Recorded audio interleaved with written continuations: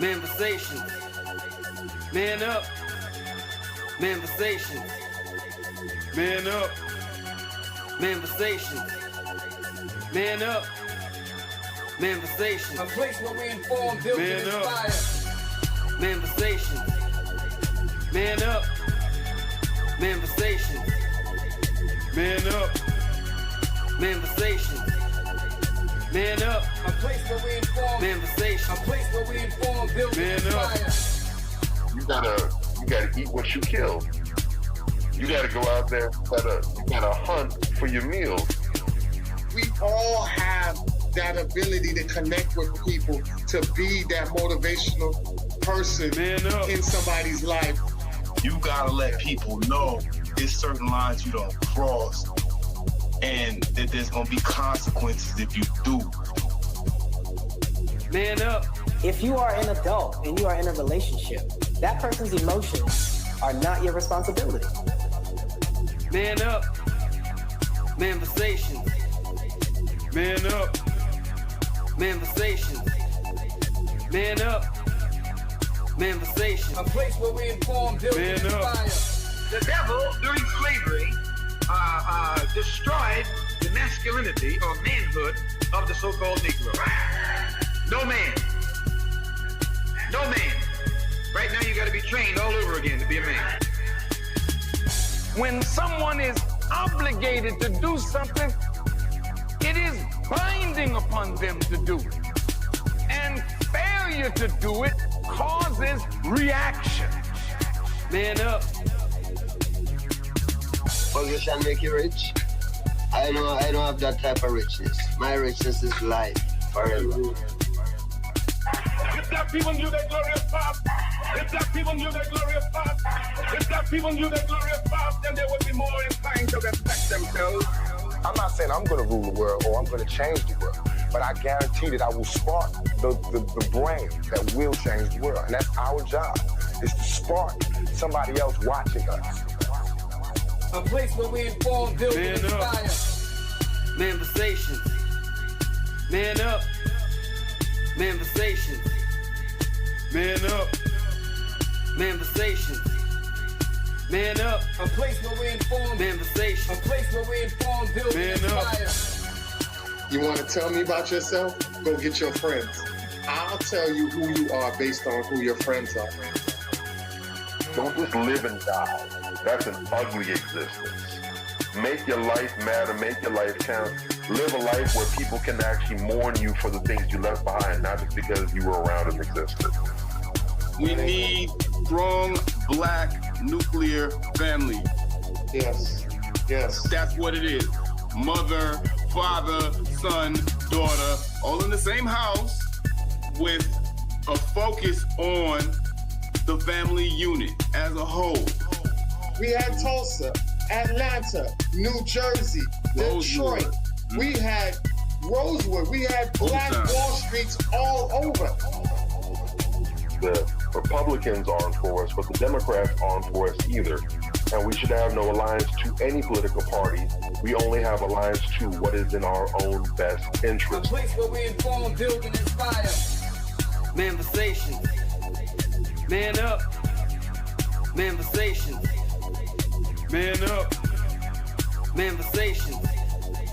Man up. A place where we inform. Manifestations. A place where we inform, build, and inspire. At the end of the day, as men in the community, we must stand together and be counted, because people look to us for guidance, leadership, and protection. And if we are not about that business, we are not on our job. Here we have grown-ass man conversations in the spirit of that purpose. Anthony Malcolm, Bobby Drake, Major Gage. We are. This is Manifestations 2020. Manifestations. Man up. Manifestations. A place where we inform, build, and inspire.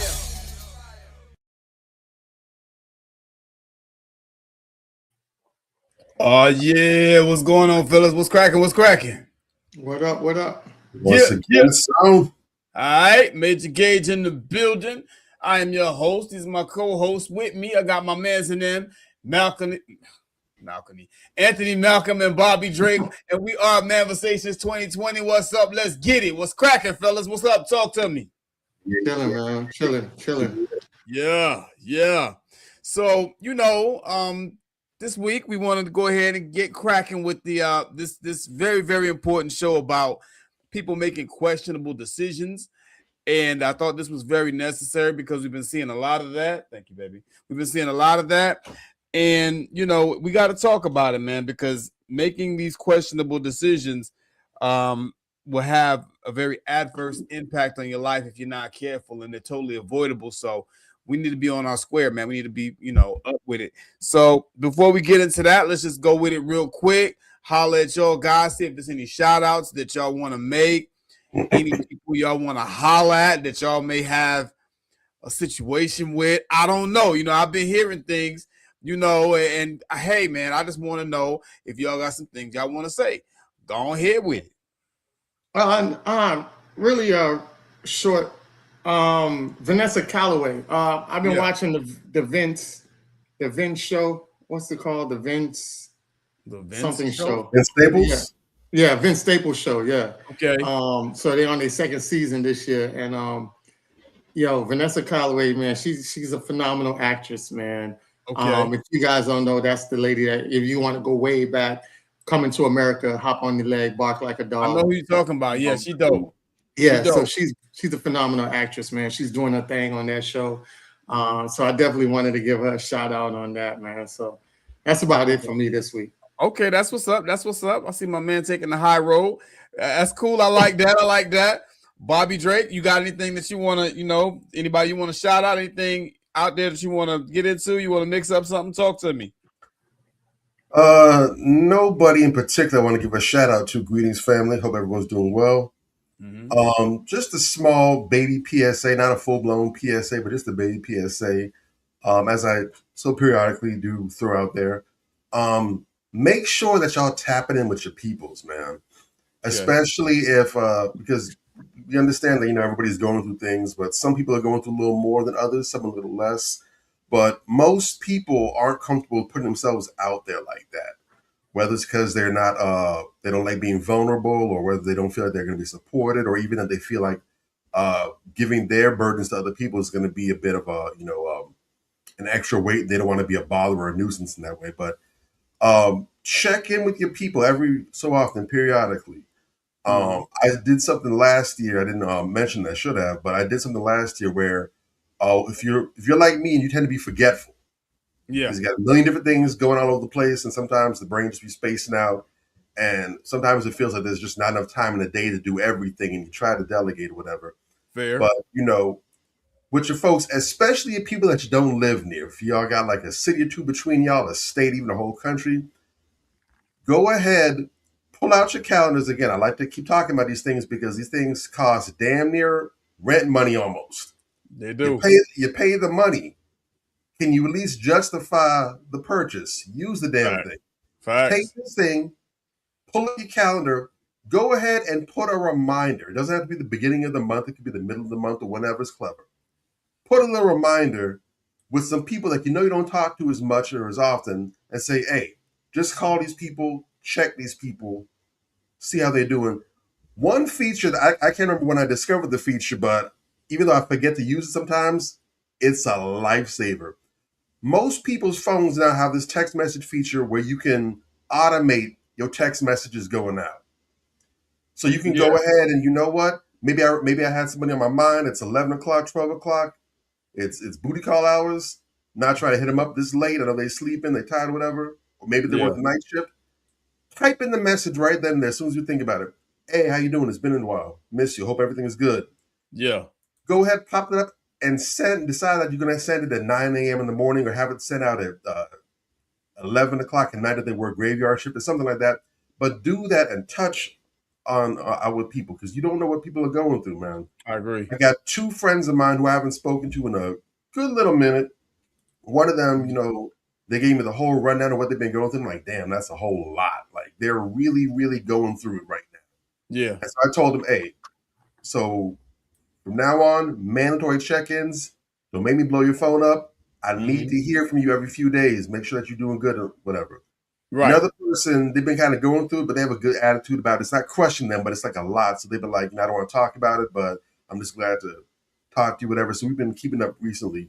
But check on people, man, because some people just fall back, and then God forbid it turns foul. And you're like, I had no idea. Yeah, that's real. Simon. So do that, man. You really make a note to check in on people, and hopefully the cycle will be reciprocated, man, because we need to be here for each other. I totally agree. Very well said. And I'm glad you said that, man, because like you said, man, you never know when there's somebody out there, man, that, you know, they just on their last leg, you know what I'm saying? And just that phone. I've been that person that saved them in the last hour. I've been that person.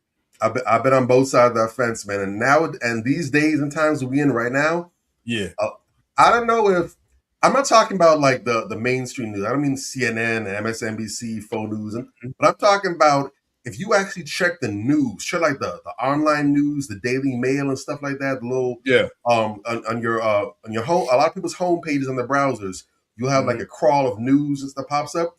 Yeah, if you spend 5 minutes just like sifting through and looking through there, man, a lot of people, pardon my Japanese, a lot of people are losing their shit. Yeah, that's true. A lot of people. I'm looking at stories like, what the hell is like, are you serious? Like, what is this? A lot of people, man, it don't take too much. Times are hard. The climate overall is just getting really up there. Yeah. Check on your people, man. All right. Well said. I might be saving a life tonight. Check on your people, man. Okay, fair enough. Well said, brother. All right, so let's get into it, y'all. We're going to kick this off right, man, because, you know, we talk about these people that make these very questionable decisions. They have these lapses in judgment, and it seems like a lot of them, it's a repeated thing. And, you know, I was just looking around trying to see if there was any type of clinical, you know, explanation for this. And, you know, I came across this, and I think that this probably has a lot to do with some of these people. You know, they sound like they have cognitive dysfunction, you know, involves impaired thinking, mostly memory and concentration due to neurological, physical, or mental conditions. And it also says symptoms can include memory loss, poor judgment, difficulty with daily tasks, and mood changes. Common causes can, not necessarily do, range from Alzheimer's and dementia to brain injuries, infections, and depression. I think a lot of these guys might have issues with depression. Diagnosis often involves mental assessments, while management includes addressing underlying causes, lifestyle changes, and therapy. So that was just one little nugget that I ran across that I found kind of interesting to kind of try to explain away why we constantly see these people making these ridiculous decisions to do things that just don't make a lot of sense. And I think the first one that I'll get into is going to be this gentleman. You know, we don't hear from him a lot, but anytime we do, it's a train wreck. And so I really like to kind of focus on this guy since we don't hear from him much and give him his shine. Welcome to the stage, Mr. Bill Gates, ladies and gentlemen. Listen to this bullshit. That time that you had a number of meetings with Jeffrey Epstein, who, when you met him 10 years ago, he was convicted of soliciting prostitution from minors. What did you know about him when you were meeting with him, as you've said yourself, in the hopes of raising money? You know, I had dinners with him. I regret doing that. He had relationships with people he said, you know, would give to global health, which is a interest I have. You know, not nearly enough philanthropy goes in that direction. You know, those meetings were a mistake. They didn't result in what he. Why's the video stopping? What are you purported, and I cut them off. Nah, Bill, don't run now, Microsoft. Nuh-uh. Come on, Bill. What the hell? That goes back a long. Boy, Microsoft running interference right now, man. Seriously, this is what we're doing. Hold up, man. Let me remove this. Let me go ahead and I hate it when it does that. 1 second, guys. This is very frustrating. The Bill and Melinda Gates Foundation ain't having it, man. Okay, that's what it looked like, dog. Now, there's, you know, so there's nothing new on that. It was reported that you continue to meet with him over. Come on, man. God damn it. Hold on, guys. Let me go ahead and dig in here and get get the original because sometimes it'll do that. Give me a second. Hold on. This is the one time should have had a Mac to run man, listen. Let's try this. Hold on. MacBook would have been showing that in 4K. Oh man, say it again. Say it again. Come on, man. Okay, let's try this again. Reported at that time that you had a number of meetings with Jeffrey Epstein, who, when you met him 10 years ago, he was convicted of soliciting prostitution from minors. What did you know about him when you were meeting with him, as you've said yourself, in the hopes of raising money? You know, I had dinners with him. I regret doing that.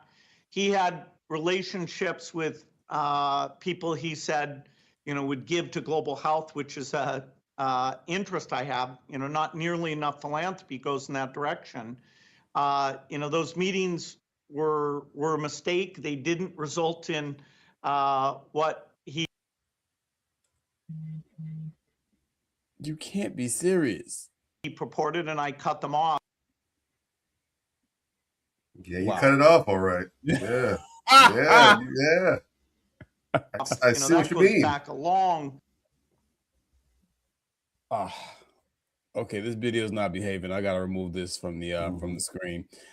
But suffice it to say, I'll just do it on the playback, right? So let's just act like we already saw the video, because when I chop it, I'm just gonna start from there. So Bill Gates is being asked in an interview about, you know, his relationship with Epstein. And the lady says to him, well, hey, when you met Epstein, you knew that he was convicted, not accused. There were no rumors. He was convicted of trafficking minors. You understand? For prostitution purposes when you met him. But you still went ahead and met with him and, you know, had dealings. You had dinner with him, all these type of things.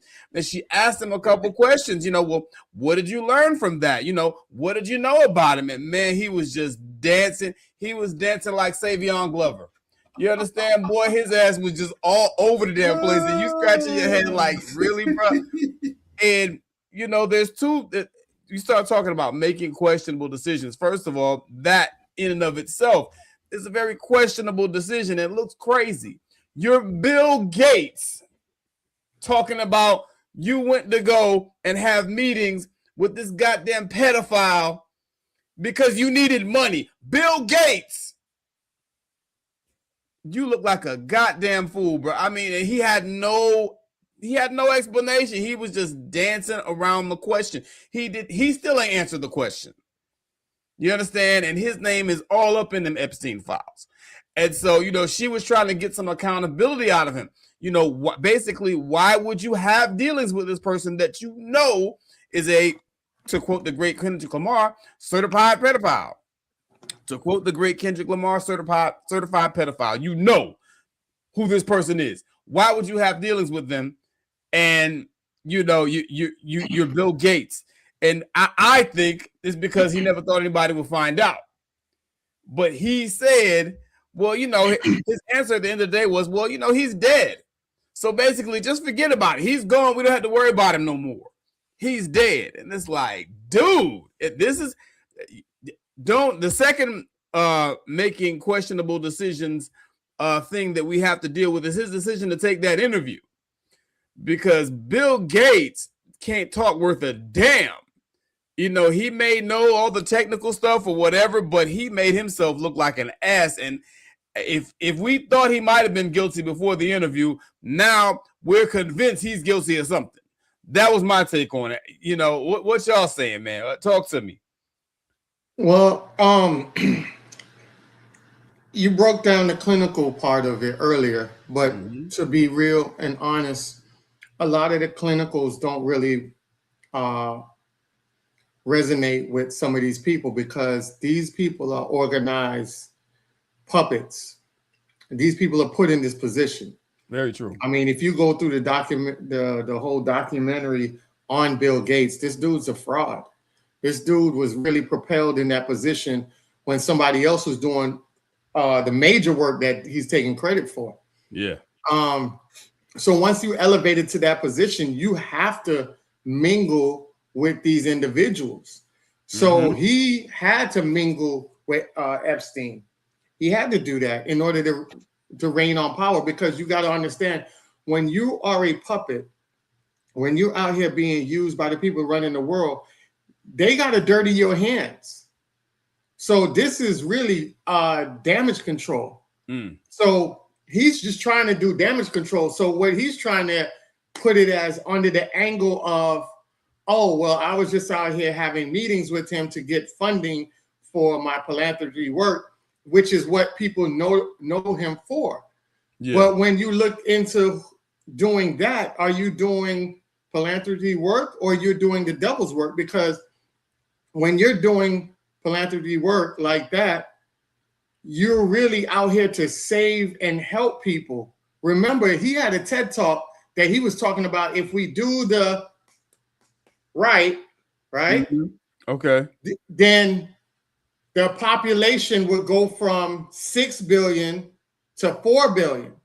So you're saying if we do this right and promote this, then we can decrease the population.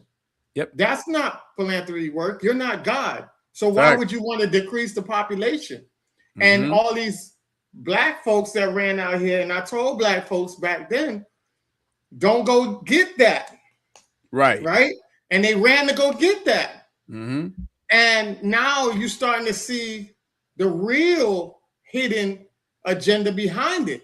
And I'm watching, and it's so crazy because during that time, people was telling me, oh, you're not Bill Gates, you're not Fauci or anybody in the medical field. Who are you to tell us this? You ain't even qualified. And it's so crazy to me how black folks gravitate to people who feel like they got degrees. Like if you got degrees and certifications, that doesn't automatically justify you as knowing something. You're just indoctrinated to keep the what's going. You know what I'm saying? There's a reason why lawyers can only talk about certain things, because they are gagged under oath. You sign an oath when you become a lawyer. There's things that you can't really go and fight like that. That's why it's better for you to learn law and go do it in the courthouse than to go through the proceedings of being a lawyer and doing it in the courthouse, because you're gagged and you're regulated. But if I'm learning law myself, I could be like that black dude, something, I think his last name was Wright, the black guy who was in jail, learned law, went back into his case, got the judge arrested, got the prosecutors arrested. 50 Cent did a whole show on him, right? And you're saying to yourself, how does a man that's been in jail can do that? And you got all these lawyers out here that can't do that. It don't make sense, right? So when you look at these type of people, you have to take them with a grain of salt, and you have to look at them as demons and not heroes. These people aren't good people. Bill Gates is not a good person. If you his track record back over to Africa and all his things over there where he's talking about helping with AIDS, in reality, allegedly, he's doing the opposite. He's injecting that joint into them. Allegedly, right? When you do the timeline and you see his work, you like, wow. You have Oprah. Oprah out here, people gravitate to Oprah. When you look at Oprah, Oprah got a whole school over there. Everybody's like, oh, Oprah got a school for girls and doing this. And then now that the guy, God, what's his name? Something God. Man of God. Yeah, man of God, right? When he got of God. What's his name? Oh, John of God. Yeah. John of God. When her friend that she promoted heavily got indicted for all of those rapes that he was doing with underage children, and had access to her damn school in Africa and all those victims in there. And then she tried to hush that out. You see what I'm saying? So you're out here in the public looking like you're doing something, and behind the scenes, you're along with all of these people that are connected, the Epsteins, the Oprahs, the Bill Gates, and all these other people. So, you know, you got to understand what that is, and he's guilty, and he's just trying to use this as damage control. Also, real quick, the interview that he did, all of this is orchestrated. When you see Megan Thee Stallion interviews, the Cardi B interviews, they're all orchestrated. Even Kamala Harris. These people aren't going on anybody's things to go talk about it. If they really innocent like that, they're going on these shows and getting interviewed with certain questions that leads them up to making them seem like they are regular people or innocent individuals. Yep. And I'll land my plane on that. Facts. Bobby Drake, what you got? Absolutely, man. What Ant was hitting on was all the way out the park right there. First off, you have to understand that people like this, they don't have to get in front of the camera unless it's of super importance. 9 times out of 10, remember, especially when we talk about people like Bill Gates and them, these people stay out the public spotlight. The lowest level people are the ones that you steady see in the news cycles and everything. The people that's really power brokers, that's really out here making moves, they don't be in the limelight like that. They're not limelight hungry, because the reality is powerful people get a whole lot more done behind the scenes. That's why if you look at a lot of these different, even with countries, you see this put out there. A lot of governments, you see this like in the UK, in Japan, and other countries, they'll have the king of, they'll have the emperor of Japan. Japan still has an emperor. Japan has a royal family. For those who aren't aware, Japan's royal family is still in power and still ascends to the throne. They have a formal emperor and a wife, and it still remains that bloodline. The same way how they have the king and queen of England that have the royal family, but they openly, if you look, this isn't me, you check Wikipedia, they will tell you that these are figurehead positions. Yeah. These people do not actually have any sort of official governing authority. They don't go and draft laws or anything of that nature, but they're literally there as a salute, as a tipping of the hat to the history of the country. It's actually the parliaments and the prime ministers that actually run the affairs of the country. Those are the real presidents, the real leaders, but they have these figurehead positions. So the concept of figureheads isn't something that's, some sort of mythology or conspiracy theory. It's real. When you see these faces out here, these mouthpieces, those people might be clicked up with the people in authority, but they're at the bottom of the totem pole. Those little drug runners. That's not the cartel head. Right. So y'all see these people, you're like, oh yeah, this is the face of such and such. No, the face back here. And Bill is one of those faces, or at least he's higher up on the food chain, if not right there. So for you to see Bill Gates sitting down with PBS, which by the way is aligned with the party that he's aligned with the Democrats, that was something that had to be done. He didn't do that because he just wanted to, get in front of it. I just want to address these silly rumors.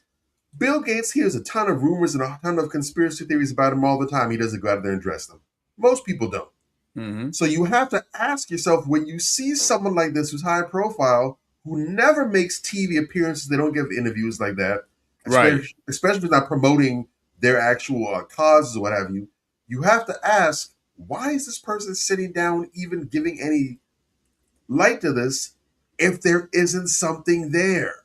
Facts. And you can tell that boy, that boy looked like a cockroach in a raid factory. Yeah, he nervous. Man. I haven't seen that level of ADHD outside of a classroom. Or if you ever get like a 5th grader busted for cheating on a test or whatever, and I've seen that firsthand. Like, so these some pretty good answers you got here. Thank you. Yeah, you got an A on the paper. So you studied really hard, didn't you? Yeah, studying on it. Okay, yeah. What section? You just grilling them, like slow cooking them. You just see them. Yeah, they start getting antsy. They're looking at space. They look at reading Rainbow. They try to ask Bill out a science guy for it. And they all over the place. That's Bill right there. He's just like, well, yeah, I was there for fundraising and I didn't get what I wanted. I don't know about that, Billy. I think you did get what you wanted. I think you did. I just think I'm sure he got what he wanted. Yeah, I just don't think it was fundraising. I thought it was. But I'm not going to go there. It's a little vulgar, but you know, something was raising. Yeah, unfortunately. So look, when you see these people out there, and also you can even hear the PBS with that very soft behind journalism, leading questions and everything. But when you see this, you have to recognize it for what it is. But you also have to understand that, touching back on the subject of tonight, this goes to poor decisions some of it is cognitive. Yeah. Because the reality is, your sex offenders, your pedophiles and your ephebophiles, your grown-ass adults that are attracted to children, you have to understand that is not normal. Right. That is abnormal. That's not a case of, today I like my girl skinny today, but next week I might be in the thick girls. It's thick girl season. I like those kind of girls today. We're not talking about changing your preference. We're talking about being drawn to children. Universally, that you still have child marriages in some places, but for the most part, in most of the world, most of the civilized world anyways, the first world nations, sexually dealing with children as an adult is wrong. It's wrong. Child trafficking is trafficking, period, but child trafficking is especially heinous. Shout out to Law and Order SVU. Yeah.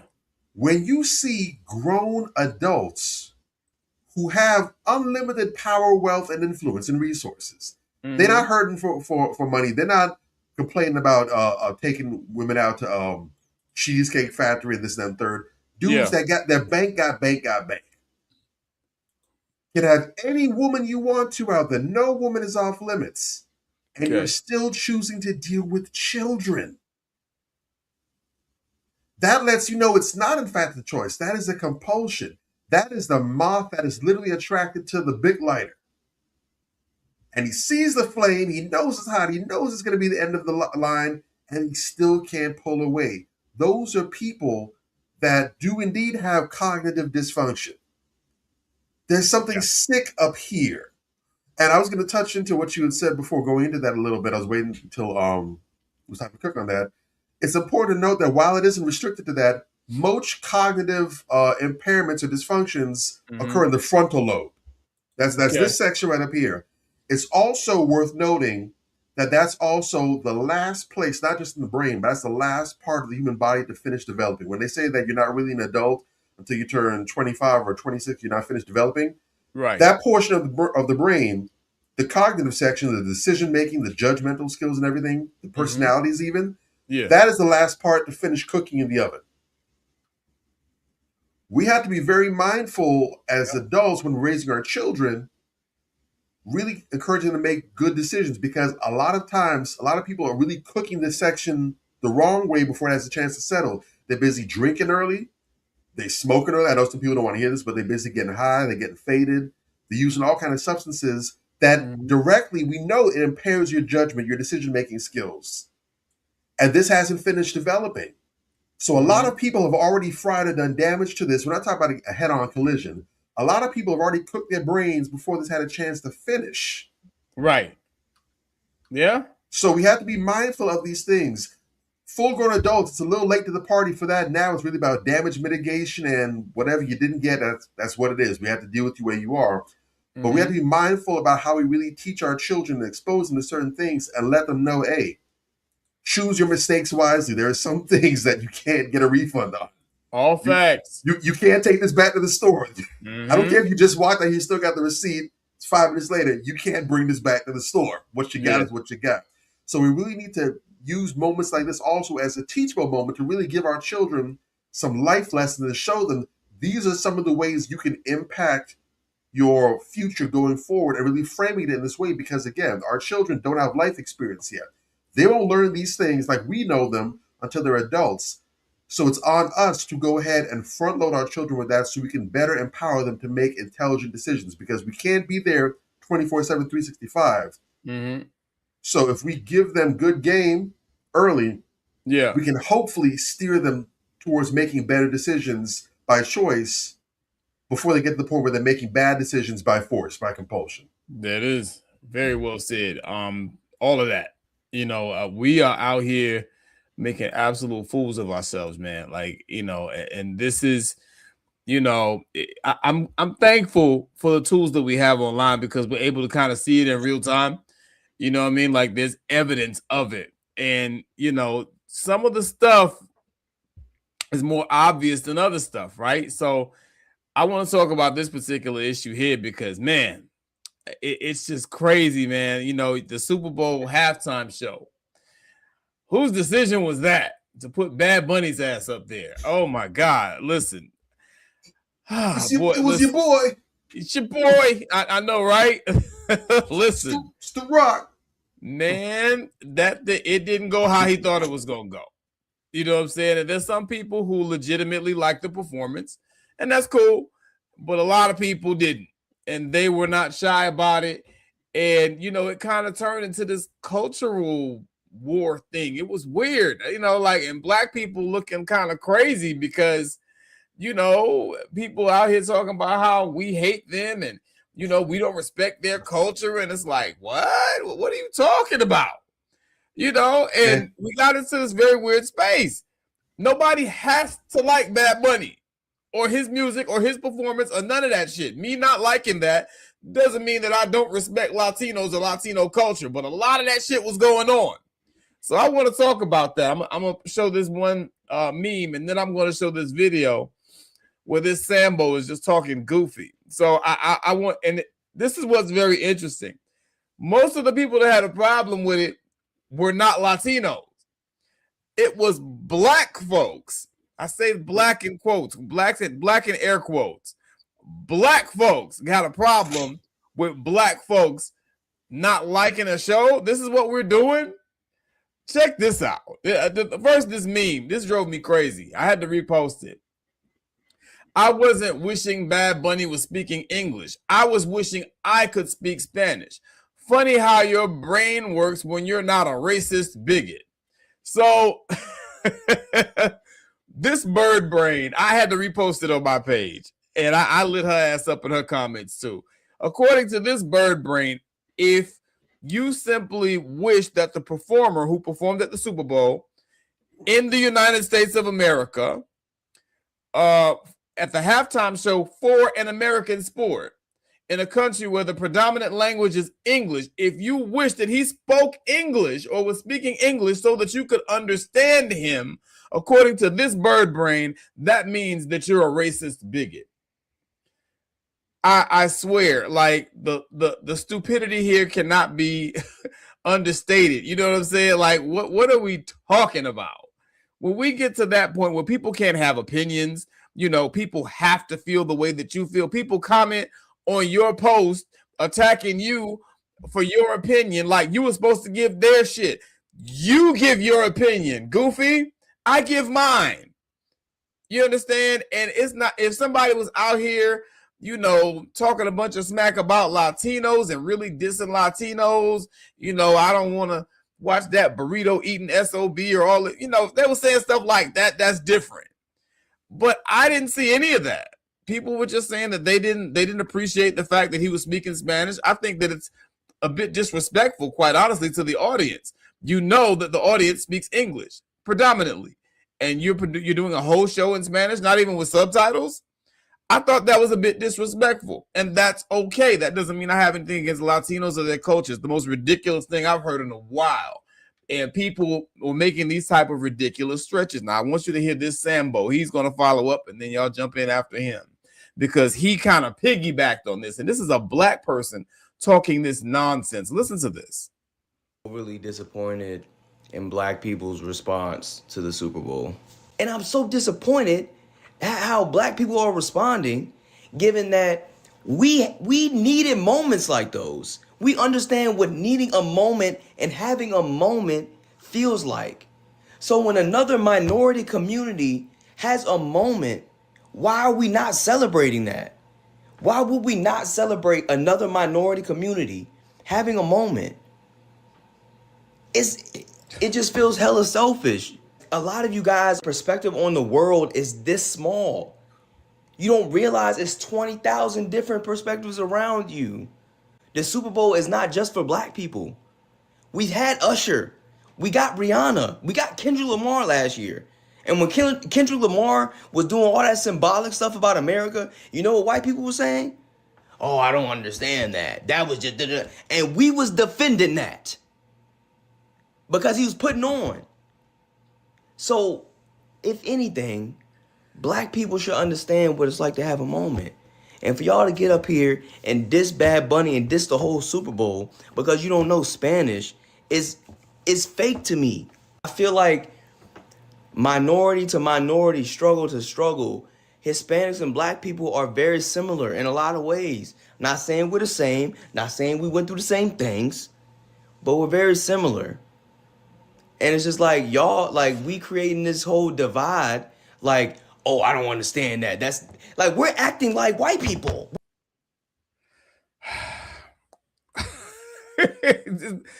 I'm trying to give him grace, maybe say that he's young and he just don't know shit. He don't know his ass from a hole in the ground. He's trying to be this expert on race and you know, racial nuances and culture and all this old shit. We're acting like white people. First of all, nobody had an issue with white people that said they didn't like Kendrick Lamar's show or they didn't understand it. Actually, we kind of expected that. It was the white people that was running around talking about, you know, they're tired of monkeys performing at the halftime show and all that type of stuff. You know, that was the white people we had a problem with, because they did take it there to a racialized type of disrespect. But if you didn't like the show, you didn't like the damn show. I'm so tired of people running around trying to be goddamn opinion police. Bitch, we didn't like it. And what? Do something. You understand? Like, what is this little yellow ass nigga? What is he talking about? This little waffle colored Negro, is he even black? I don't even know. I mean, dude, little low budget Timu Drake talking shit. Dude, sit your ass down. I believe Charlemagne put a trademark stamp on that right there. That would definitely be your definition of beige rage. Oh my God. Hashtag beige rage. Dude, he just sounds dumb as hell. And I left a comment for him. I didn't get on him too tough because he's young and, you know, he don't even wipe. I bet he don't even wipe his ass good. You know what I'm saying? Like, I don't have no interest in trying to hear what children are telling me about race and culture and those type of nuances. But at the end of the day, black people that were mad about what racist white people were saying about Kendrick and about other people, they were mad at the racial aspect. But if you don't understand what somebody's saying, bitch, we don't understand what he's saying. And that's okay. I cannot like something if, first of all, I'm in my country. This is my sport. This is my goddamn halftime show. Foundational Black Americans started the damn Super Bowl halftime show as we know it today. It started with In Living Color. Okay? In Living Color was the first halftime show that was big like that, and it blew up after that. And the year after that, they got Michael Jackson. The rest is history. We've been doing this. We know how it's supposed to look. You understand? And it wasn't impressive. I'm not going to say it was whack, but I just didn't enjoy it.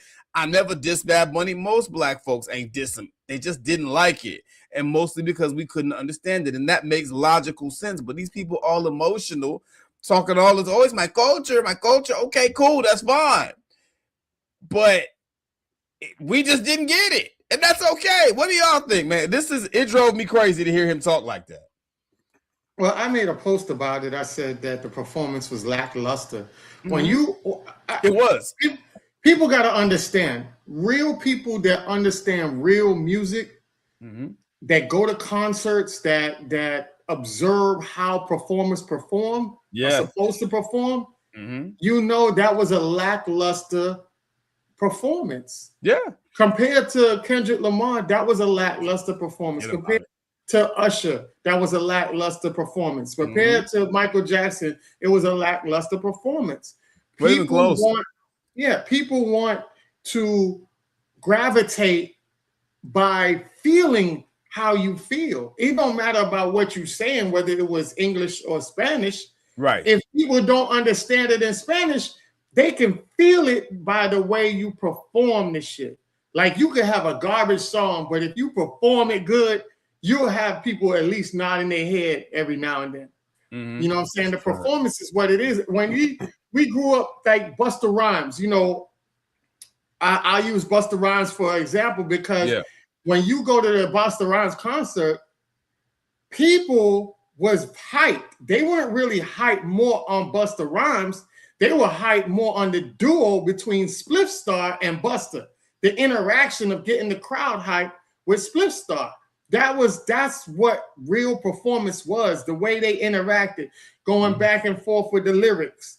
That's what performance was about. So I think a lot of people that had disdain for the performance part was probably looking at it from that aspect. Okay. But another thing that I thought that the cultural part was okay. It was good. Nobody sat back and demonized the cultural part, because just like he did the cultural part and Kendrick did his cultural part, we understood the cultural part. You know what I'm saying? Despite me being part Spanish, I appreciate the cultural part. The dominoes, that's an island thing. You know what I'm saying? Yeah. And I had made multiple posts trying to educate people, because he was trying to show the pipeline of Hispanics throughout the Caribbean countries. And I broke that kind of broke it down. I didn't really go into details about it, but I broke it down, and a lot of people appreciate the information, because guess what? Yeah. A lot of people did not know the information, and that's the problem. That's why you have this little baby coon, this baby raccoon is out here talking the talk he's talking, because he is not provided with the information to make him understand the perspective of why people are pushing back on it.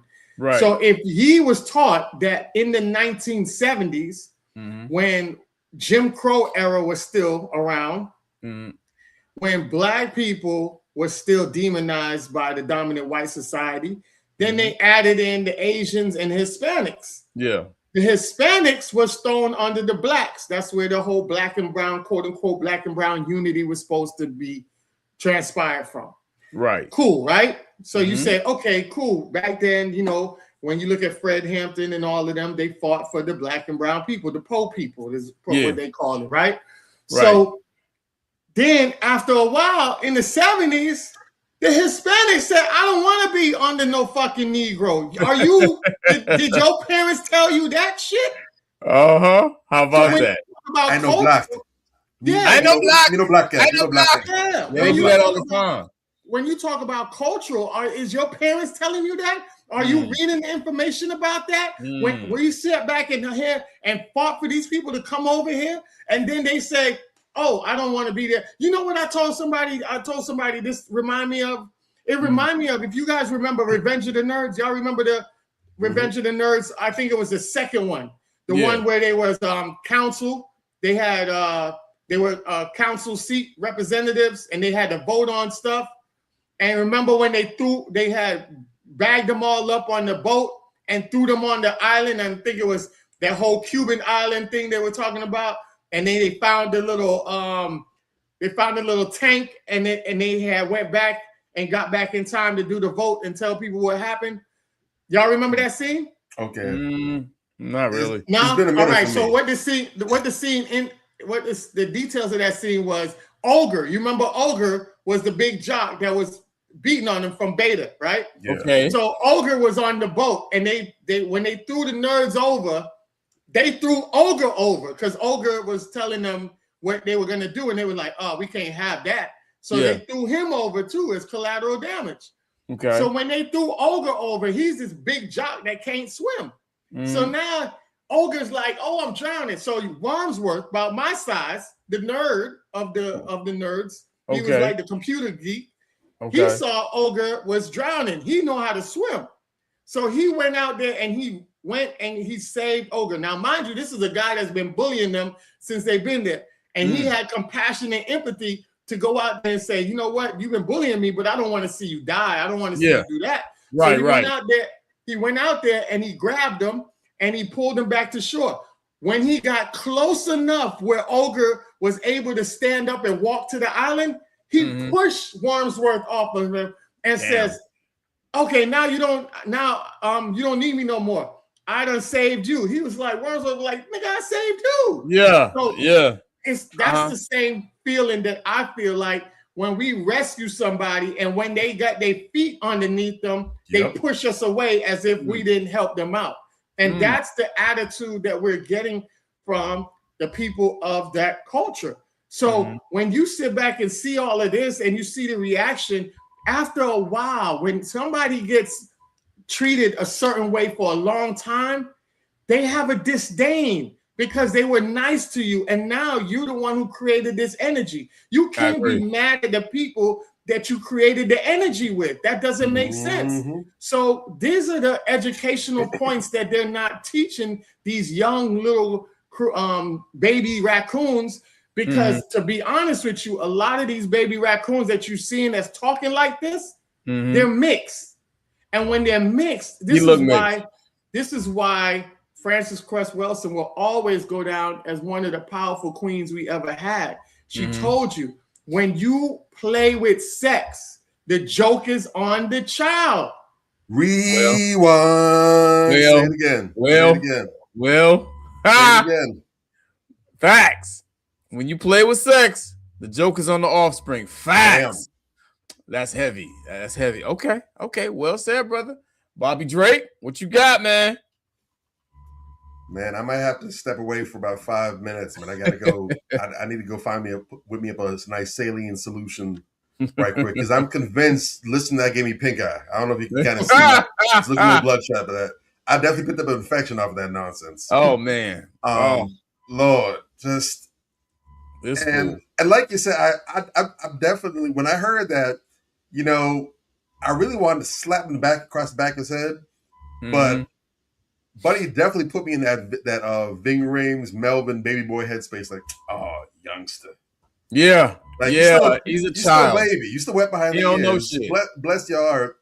It sounds like, unfortunately, he really dwells in those Shea Butter Twitter space or Shea Butter X spaces where he listens to everything that the Rot, the Griot, Mr. Noir, and all those little tetherized, butt dancing, democrat, dummy-crat bootleg sites. It sounds like he's fed on a steady diet of that, because that's their talking points. I don't even think he really gets out too much in his own household, but I think his household probably is linked up with all the typical DNC nonsense, and so anything that's considered in that space is fair game and fair fodder for him, and that's problematic because, like you see. This is what it looks. This is a perfect case study. When you feed someone on a diet of junk food and put them out here, you can see if they eating crap the whole lives, you see them with the big old pot belly, the clothes that don't fit, or the clothes that's way too large and everything. You can tell they ain't feeding that child right at home. Right. The child don't be outside getting exercise because they got all that weight, pudgy, juvenile obese and everything. You can tell by the way they present themselves, the way they look, the way they perform, that this child is not eating properly and is not taking proper physical education into this repertoire. Same thing here. Yeah. I can listen to what this child and how he's talking, and he doesn't sound, minus the subject matter, the kid doesn't sound stupid. Right. He sounds pretty smart. I wouldn't say a genius, but he sounds pretty smart. At least he's above average in school. He sounds that way. Yeah. He comports himself well. You know, it's a camera, but he's speaking while he's not stumbling and fumbling over his words. So he sounds like a confident, put-together young man. The problem is, he's just been fed a diet of corn dog bullshit. He don't know shit. He knows his ass from a hole in the ground. Now, if you would have sit him down and give him some books, I'm pretty sure he's a solid reader. If you would have put him down and give him some books from Dr. Frances Cress Welsing, give him some books from Neely Fuller, give him some books from Amos Wilson. I don't think that's too heavy for someone of his age. Give him and some proper books right now. books. Right. Story of the Boy Out of Spain. Put some solid actual wisdom in his hand. Yeah. I guarantee you in about 8 weeks, you're going to get a whole entire different young man. Right. So we're talking again about choices that you're making. If anything, for me, I would say that in this example, this isn't the case of the choice that he's making. I say this is a result of the choices of his family. You're not putting your child in the space to probably get adequate learning. And so they're learning a whole bunch of BS. And if he's fortunate, when he gets of age, he's going to come into the realization, hey, this nonsense I've been thinking and saying, this ain't adding up. And he's going to have to go through a whole re-education process, which a lot of us have had to do. And it sucks that I would say that probably I've gotten a better quality education in terms of the world around me outside of school than I have when I was in there. Really quick segue on this. One of my homegirls, shout out to Jelly and my boy Riddell. But they recently just learned they're going to bring another beautiful child in the world. They have a daughter right now she's an absolute genius. She's a delight. She's like 3 years old and she's smart as a whip. And she expressed, her mom expressed, recently that she's having an issue where her daughter has already reached the point where she's able to pick up on discrimination and colorism and white supremacy. She said that her daughter, she's homeschooling a child, and so they do like a lot of, play dates, they go out in parks for recreation and everything. And she said her daughter, she didn't front load the child with nothing, but the daughter has already picked up on and said, how is it that the children that look like me play with me, but the children that don't look like me, they're mean and isolate me. And then she tried to play it off like, well, no, that's not what's going on, sweetie. She said, no, Mama, I see them doing it to you too. Wow. So she picks up on the non-Black adults treating their mother some kind of way, but the Black adults are in lockstep with her. And she was like, I don't know what to do. I don't want to have this conversation with my baby too early. What do I do? And I told her, look, hey, in a situation like this, the best way out is through. If the child is already smart enough, and she's smart in other ways as well too, I'm saying, look, your child is ready for the conversation when they show they're observing and picking up the signs. Yeah. And I told her, what you don't want to do, you have a brilliant young Black child. You don't want to go ahead and try to chip away at her observation skills and her awareness and say, no, what you're seeing is wrong, because now you're going to cause her to doubt herself. This is the time to go ahead and teach your child about racism and white supremacy early. I know you don't want to do it too early, but if she's aware of it, you have to trust her and give it to her in that space. Yeah, I agree. So I told her, you need to front load your child now because you don't want your child to be like this dummy, loud or wrong on the internet, looking like, oh, bless your heart, you an easy target, huh? Yeah. We want to avoid that. So this is for the parents. Make sure that you are probably giving up your child. Stop trying to do the whole Santa Claus tooth fairy thing. I want my baby to remain innocent. No. Nah. White supremacy believes in gunning for the children. Children aren't sacred to them. Sure ain't. You need to make sure your children are aware and are cognizant so that they can speak with power and authority instead of, but I did, so mess up. Because that's horrible. Facts. That's horrible. This is where we are, though. And just real quick, because I know no one said it, I just want to go ahead and put it out there. We have to understand agenda-based programming. This whole thing, it doesn't even make sense that you would put someone who's a non-English speaking act up at the Super Bowl if you didn't have an agenda to promote. This is some type of liberal, bullshit jab at Trump, and we getting caught in the middle of it. And, it's all this cultural war bullshit. That has nothing to do with anything. Always jacking our labor and manpower. Always. Yeah. It never comes back to us. It's never reciprocal, but it's always, and this is where, again, when we talk about racism, white supremacy, people don't understand. Yeah. They think that the racism is just, the Republicans with they want us back in chains. You have to understand white supremacy on all sides of the spectrum believes in the mistreatment and neglect of non-Black people, but especially non-white people, but especially Black people. But if you notice, and here's the key thing, all sides, it doesn't matter if they're white, it doesn't matter if they're Black tethers, it doesn't matter if they are non-white, non-Black entities, they all have the same shared mindset about putting the Black people, especially the foundational Black Americans, to work.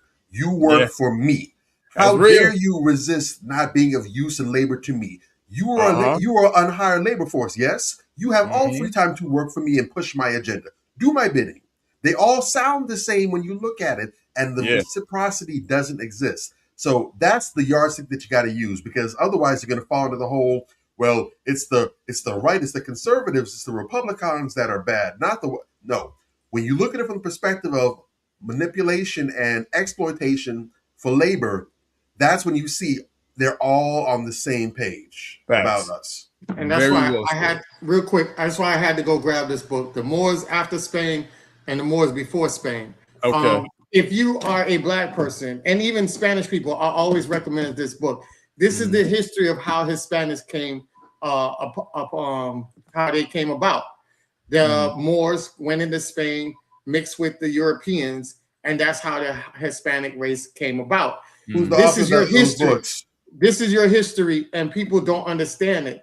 And then when you are a Hispanic person talking like black people are turning their backs on you, always remember when you are in the system itself, you're classified as white. Remember, Hispanic is not a race. So you took the identity of being labeled white opposed to being labeled brown or black, right?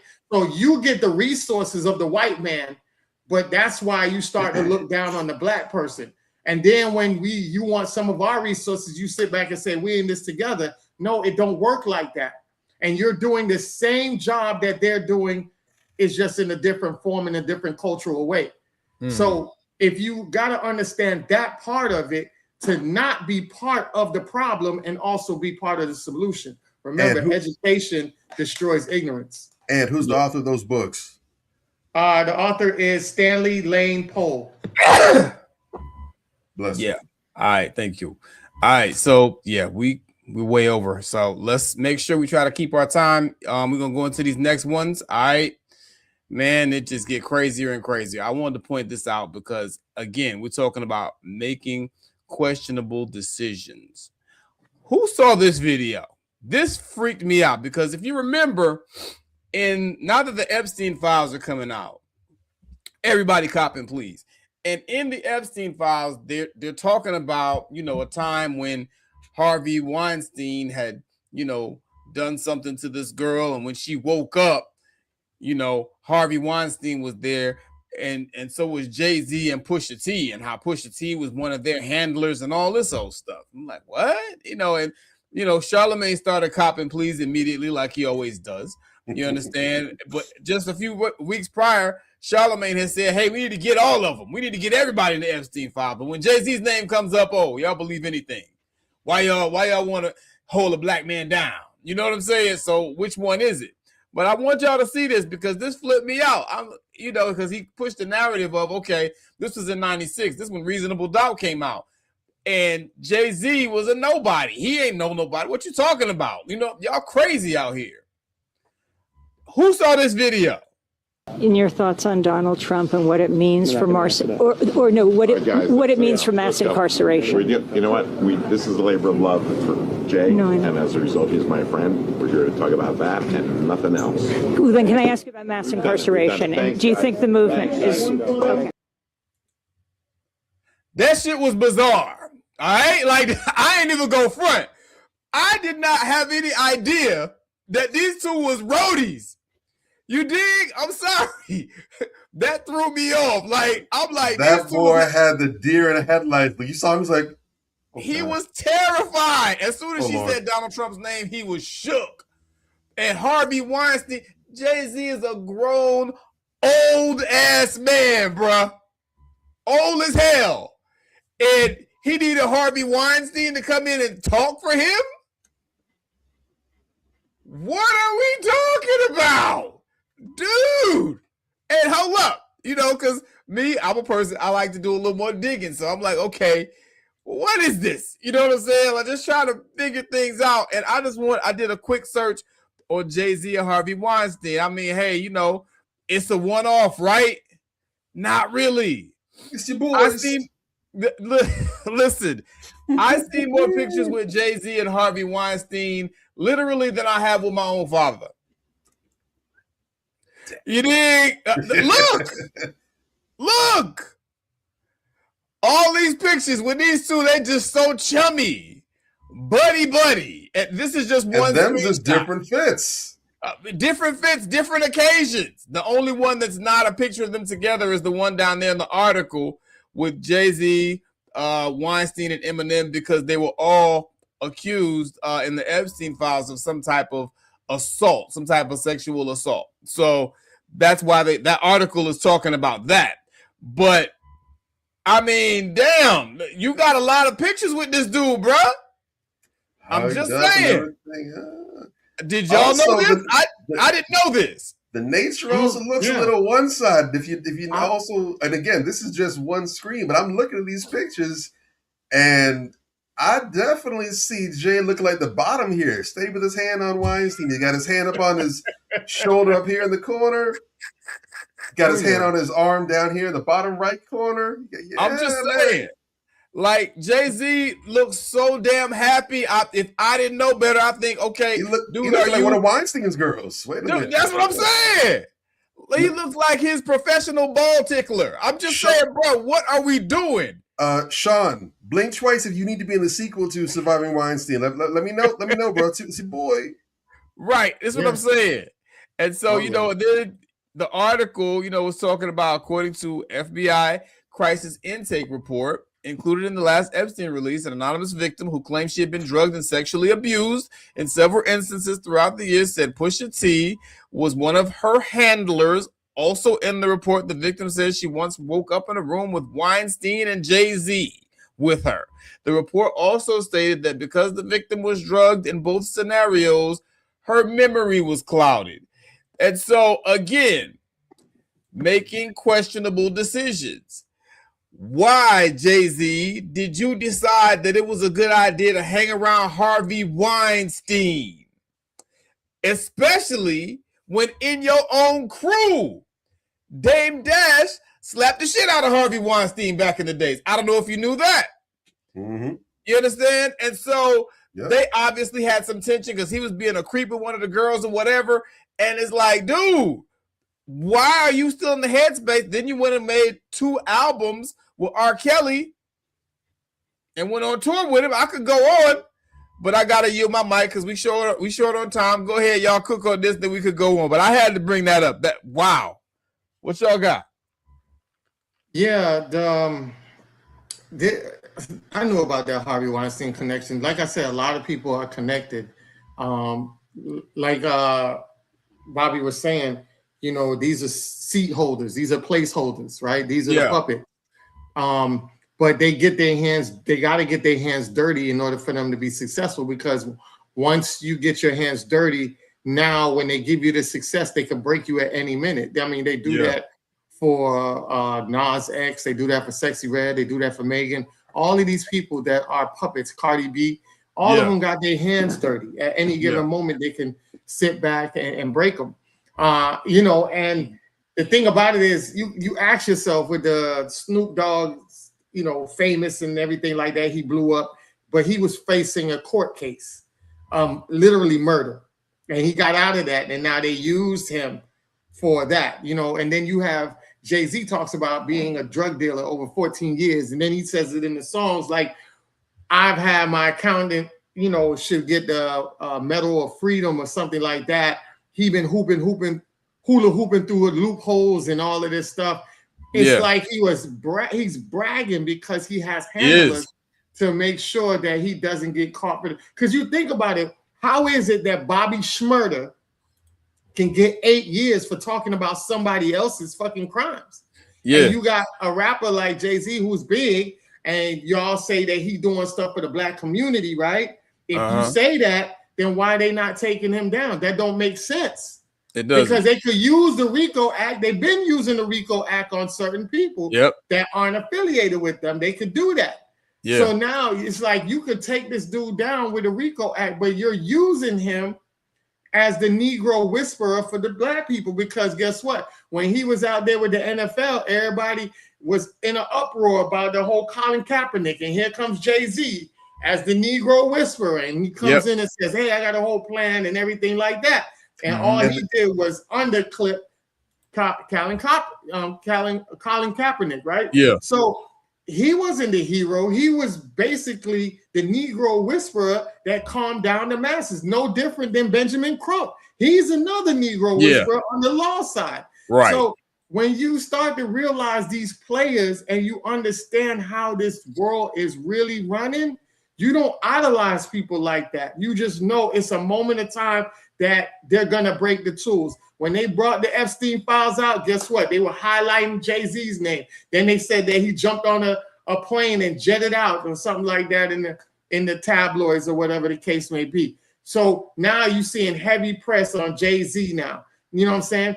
And a lot of people don't realize that they try to do a lot of damage control for these people, because they knew that the ball was coming to this part of the game. So remember back when they had the Jay-Z, they said that little girl, Jay-Z tried to do something with that little girl and then it was like, hold on, the lawyer is known for going after people and making up these stories and all that. Yeah. They knew that that story was bullshit. But the thing is, they want the public to think that, hey, you know, they're just going after these black men and they're trying to tear him down and all that. No, they have to protect him. So they had to pull that story out to make sure that they doing a defense mechanism so that later on they could do damage control. Because remember, if they get Jay-Z, Jay-Z has a connecting rope tied to bigger players. That's the problem. That's why they get rid of these people. They got rid of Epstein. Epstein is a small-time player. He had a big role in the system, but he's just a face. He's a small-time player.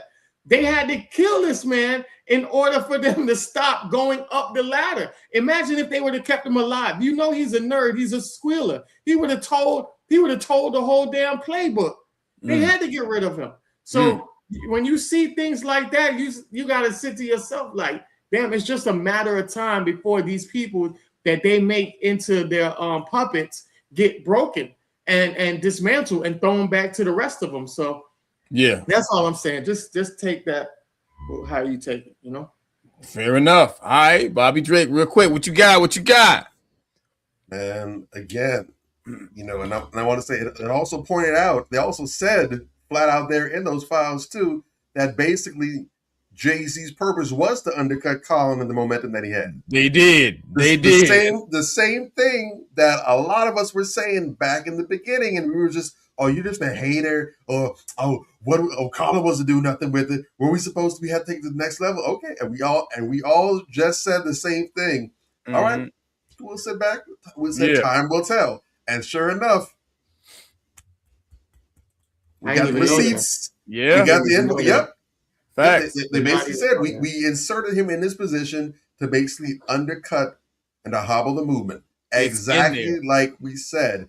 And once again, if as our beloved dearly departed elder has said, Neely Fuller Jr., if you do not understand racism, which is white supremacy, what it is and how it works, everything else that you know will only confuse you. Facts. When you get a peek, you might not know everything, but when you get a peek behind the curtain and realize, oh, that damn puppet ain't real. That's a dude with his whole entire hand up a little socks. And that's not a real puppet. Once you get a glimpse that one good time, you start to see the little red thread sticking out of everything now. So it was very easy to recognize Jay-Z's purpose and the way he was coming in, the lack of action, not just from his positioning and the timing, but also from Jay's track record. Jay, this damn advocate, he ain't no damn activist. Nah, he ain't. He ain't out here in the streets of the trenches making moves. That's never been his MO. If you look professionally at the way this man has moved, his whole MO has been to undercut the people that he works with. This is why I've been calling that nigga Snake Z for the longest. From day one. I ain't forgetting about you, Hawaiian Sophie. I don't care if you touch the billion. I remember Hawaiian Sophie. People ain't know real quick. People ain't know he did that to that kid that was locked up. He did the documentary on. What was that little kid's name? Khalif Browder. Khalif Browder. I ain't forgetting about that. I didn't forget about you being Jazzo's understudy. Yeah. And make sure let's make note of the fact that Jay-Z ain't got no dreads in them pictures. He got the low boy cut. Okay. And so it lends credence to what they're saying. They're saying that this took place a long time ago. You know, in 96, he was not nobody. They go back like car seats. Facts. Just saying, bruh. The more you know, Jay-Z got a whole history. Jay-Z was rapping in the UK before he blew up here. I found that out watching Sammy Sams. I'm like, whoa, I did not know this. Interesting. Didn't know that, but I'm not surprised. Yes. We found out about him in 96. You understand? But he had a whole other career, so people think they know. They don't know. Jay, from his inception, and again, if you look in the history, if you look at how he started out, the backstories, I'm talking about me, I'm talking about when you listen to his peers, the people that came up with him from his neighborhood, who've dealt with it. I'm talking like the same way how Major and myself was talking. I'm talking about the people that spoke with him one-to-one interactions. Right. And not from scrubs that didn't make it. We're talking about big other heavyweights, Nas, DMX, the people that don't have to lie. I see how they all talk about him. Even the ones that don't try to hold back punches, don't try to really go in like that. Mm-hmm. You still hear what they're saying, and you understand that this was a nigga who has always basically been walking around with his butt cheek spread. Basically. He's always let it be known, hey, you give me $1, I'll let you do something strange for a little piece of change. I'll holler for $1. I'll let you for $1. He's always been that dude. He has wanted to be famous, and he's wanted to be at the big time by any means necessary for the longest time. Yeah. And I don't think we talked about it in the show, but this goes back to that film that I told you about, Major, the one that you saw. I forget the name of the movie. Insidious, not Insidious, but I think that was it. Insidious. I think Insidious or something. I don't know. Yeah, but that Amazon flick. Yeah, when you're talking about possession. Mm-hmm. It's not this thing where it just happens, whatever. But possession isn't just, demon jumps in or you're saying, please, I beg you. It's not this extreme thing where you're like saying, yes, come inside me. But it just starts with constantly saying yes. Yeah. Small yeses, and it leads up bigger. You never say no. They keep bringing the tray of food by you. You never say that's okay. You keep saying yes over and over again. And it prepares you. Yeah. It smooths the table for you to eventually say yes to the big things, and that's when finally you are taken possession of. Jay-Z from day one he was this low little wimpy ass dude. He's a little pipsqueak from jump, but he has always been willing to say yes. I will never say no to anything. Mm-hmm. If there's money involved, he is a straight up whore. So we're talking about choices, decision making. Mm-hmm. Sometimes it's cognitive. Sometimes it's outside your control. It's cognitive impairment. But sometimes it's just being open to just being used.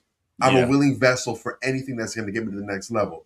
So we have to be, because we talk a lot about people who the argument can be made that it's not entirely their fault. There's some impairment there. Yeah. But there's some folk where it ain't no the devil made me do it. Yeah.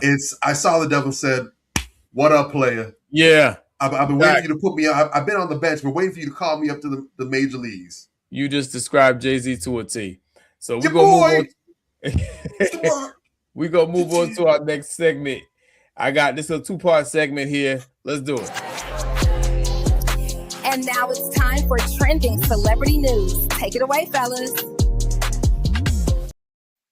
Got to talk about this. I know, right? I got to talk about this, man, because it's just too much. I can't ignore it, man. You talk about making poor decisions. This is one of the poster children for making ridiculous decisions. My God. You guys, so Cardi B and Stefan Diggs have allegedly broken up and unfollowed each other on Instagram. So a few years ago, Offset was cheating on Cardi B while they were married with a woman named Pri. And this wasn't just a one-night stand. This was Offset's girlfriend / mistress. And he ended up getting Pri pregnant and made her get an abortion. So the day of Super Bowl, pictures and videos started going around of Stefan and Pri being at a family and friends gathering on the field with the Patriots team. Now this the family and friends gathering on the field. Let's come on. Usually like for close friends and close family, but she was there. It's being alleged by Tasha K that Pri's team is the one who sent them the pictures and videos, y'all. Not only that, Pri made sure to put a picture on her Instagram stories of her having a Patriots jacket on and having a Patriots pass around her neck, which gives you special access to not only the field, but being able to go in and out of the Patriots hotel. And it's even alleged that Pri was staying at the same hotel as the Patriots team and Stefan Diggs. And this is just a whole nother level of disrespect, because you have the woman who helped break up your girlfriend's marriage to her soon-to-be ex-husband there, and then she goes out her way to make sure that you know that she's there for him by sending the pictures to your op, Tasha K. And y'all better believe she was right there with Stefan's mama and brother, mouthing "I love you" to Stefan. And this is right before the game started. But that's not all, because it's also being alleged that the breakup could have occurred because he had his other baby mama there with his son. Now, this is the baby mama that he's been rumored to really be in love with for a while now. And yes, this is the Kiki that Drake made that song about. She was front row with his firstborn son, who was born a few months before Cardi B and Stefan's son. So Cardi had to sit there and watch Pre and his other baby mama at this game. And on top of all that, the third guest for this alleged breakup is because there were rumors that an ex-girlfriend was spotted outside of Stefan's hotel room. Allegedly, Cardi B was so fed up with the BS that she didn't even stay for his entire game, y'all. She ended up leaving after halftime. And this is after she spent over $1 million on this game. 1.2 million to be exact. Yo, dumbass. Like, bruh, what are we talking about? Who didn't see this coming? This is what I'm saying. Making questionable decisions. That is the title of tonight's show. You can't fix stupid on that level. This is what happens when you enter a so-called relationship with another sorry-ass dude because you want a revenge baby to get back at your current husband, so you become a baby mama at the same time. What the fuck is this? This is just ratchet hood monkey degeneracy. This is the Black Honey Boo Boo. God damn it. That's what this shit is.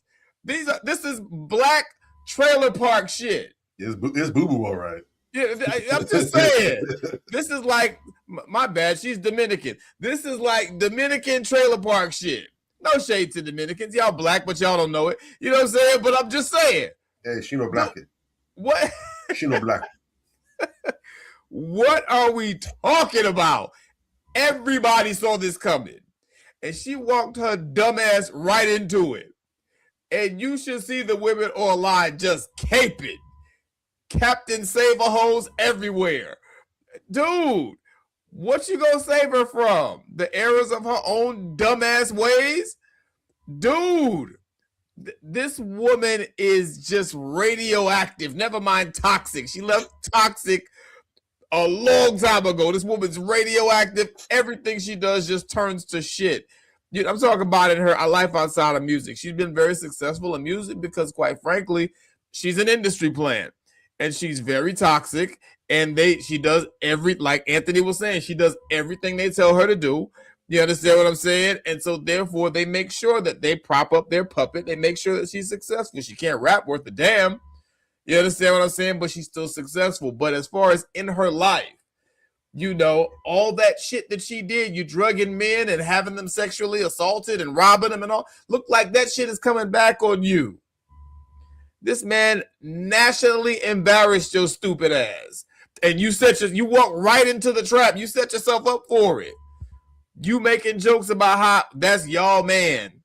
You know, we share a man. That's our man. Okay, well, he showed you. Yeah, I'm y'all man. That's why you and my other 3 baby mamas are out here and we chilling. In fact, this one, I'm going to give her access to the hotel. She got the press pass. You take your ass wherever you can go. She was making an ass of herself. She was getting drunk, falling down, literally falling down. She tried to give a robot a lap dance. She fell on her ass, embarrassed herself there. I mean, it's just a hot ghetto mess. And I want to know what y'all think of this. I'm seeing it. It's not so much her I expected from her, but these women are so invested in her. Anthony was talking about somebody that we know. I thought that the spat that they had was, well, he did mention that this person and Cardi B have a lot in common. They have the exact same parallels in common. You pick a sorry nigga, you tell the world he's wonderful, and he shits on you in public. You understand what I'm saying? This is why are women doing this and then getting mad? They'll do that and then be like, niggas ain't shit. No, the sorry ass nigga that you were able to attract because you ain't shit. Ain't shit. I'll park the Chevy on that. What y'all got for me? Talk to me, man. Talk to me, man. I saw something that Stefan had posted, and I thought it solidified everything that I was saying before. Yeah. When women out here caping, you know, the biggest problem I have is these women out here. It don't matter if they call themselves intellectual women or they see themselves as that, or they hood hoes that just want to be part of the conversation. They both have the common denominator, like they are caping for somebody that's out of order, out of alignment. Facts. And one of the things that I've been going on these women's posts and asking them, yeah, because all they like to do is victimize women. Like Correct. Women can't do no wrong. So I'm saying, I said, what's the logics? Let's be real, right? What's the logics behind it? If you are with Offset and y'all say that Offset is a narcissist, right? I'm not even gonna knock you for that. Let's label him a narcissist. Yeah. Now you go and you get Stephon. Stephon, right? I'm asking them, is he a narcissist? Yeah, he's running around here with different women and all that. Okay, I'm not even gonna argue about that with Stephon. Label him a narcissist. If you got two narcissists, what the fuck you think Cardi B is? Bum, bum, bum. That don't make sense.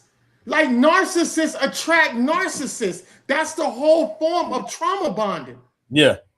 What the fuck is y'all talking about? Like, how do you keep making her a victim when she's a villain? Remember, like you said, Major, she was doing all of this shit to men. A healthy woman in her right mind would not do that to men. Because guess what?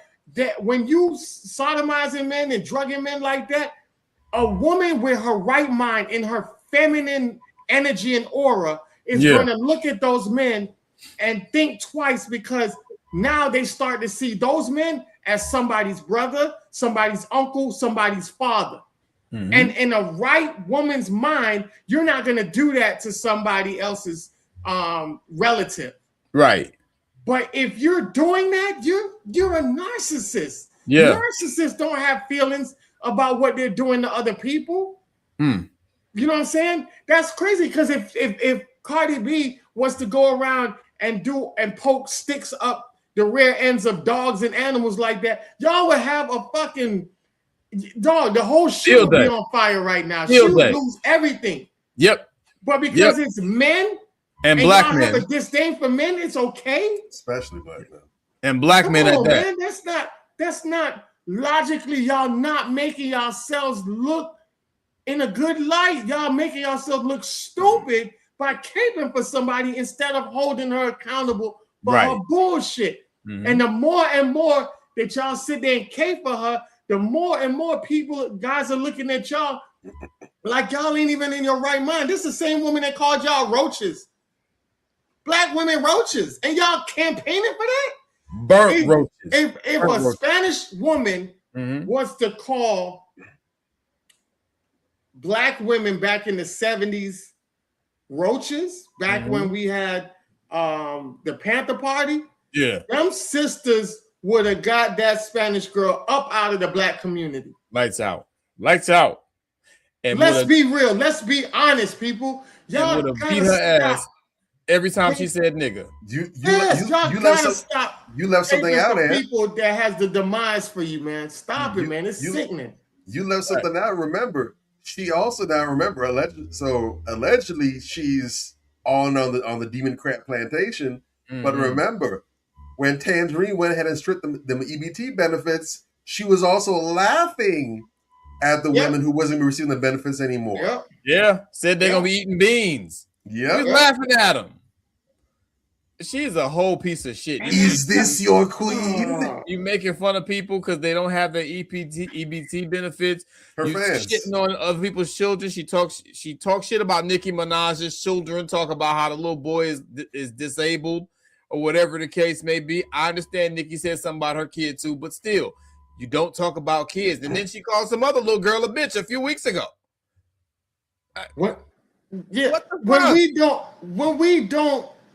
we don't align ourselves with being on code, when we lost our code of conduct that we had back then, we're starting to see a lot of black people, especially black women now, being enablers to white supremacy. Yeah.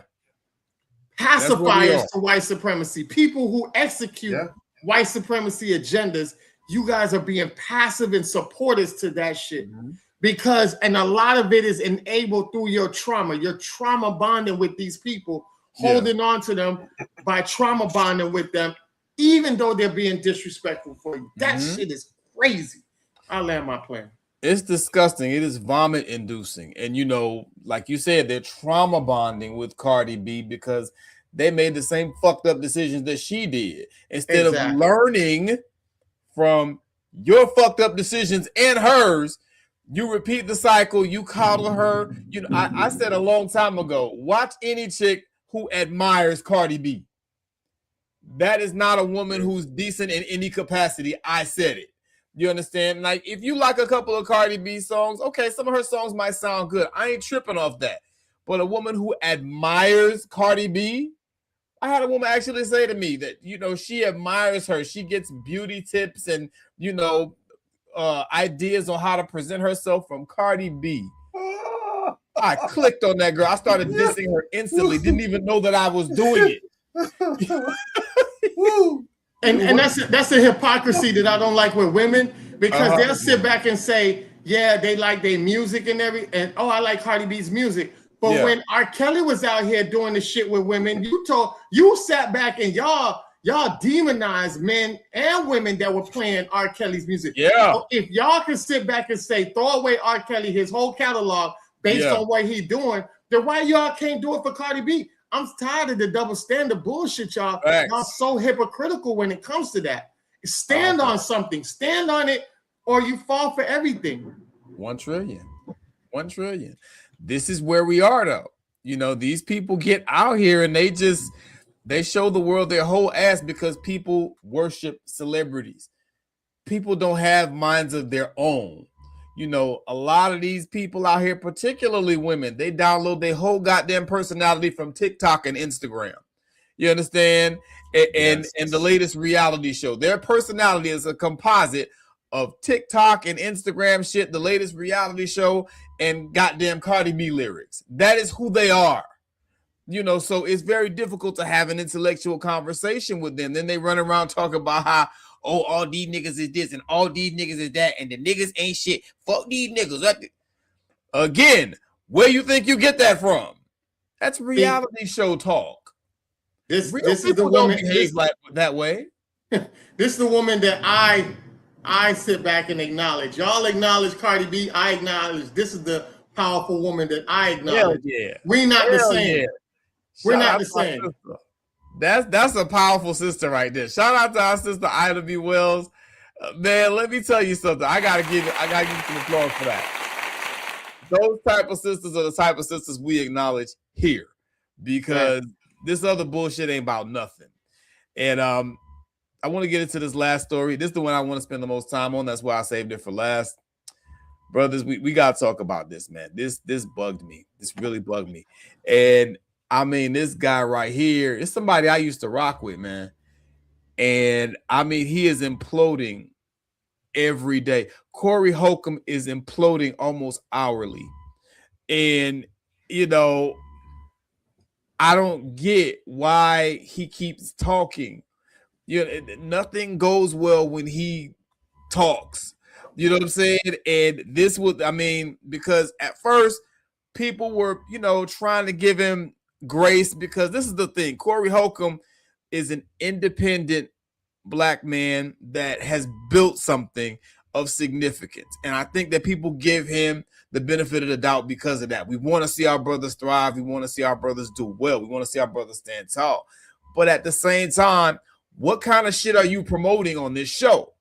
You know, and everybody, I know, you know, this whole I don't give a fuck, anything goes, you know, whatever. I know that makes money and that gets people talking or whatever the case may be, but sometimes you got to reel that shit in, you know. And Corey Holcomb passed I need to reel this bullshit in a few weeks ago when he attacked that man's daughter. You know what I'm saying? Like, the first thing was, you know, when he attacked the guy's daughter, that was just so green. I'm like, nah, bro, I can't co-sign that shit. You know what I'm saying? And then You know, he kept going on to other things. He shitted on Darlene on the show for no reason because she didn't want to hold up the shirt, you know, where he made a shirt, you know, displaying this man that he's beefing with and his wife and daughter as monkeys. That's some coon shit. Yeah, yeah. You understand what I'm saying? Because black people being depicted as monkeys has historical racial implications. You know, white folks always use that to demonize us and to demean us. But so now since you're beefing with this guy, you think it's cool to put it on a shirt. That was some whole shit.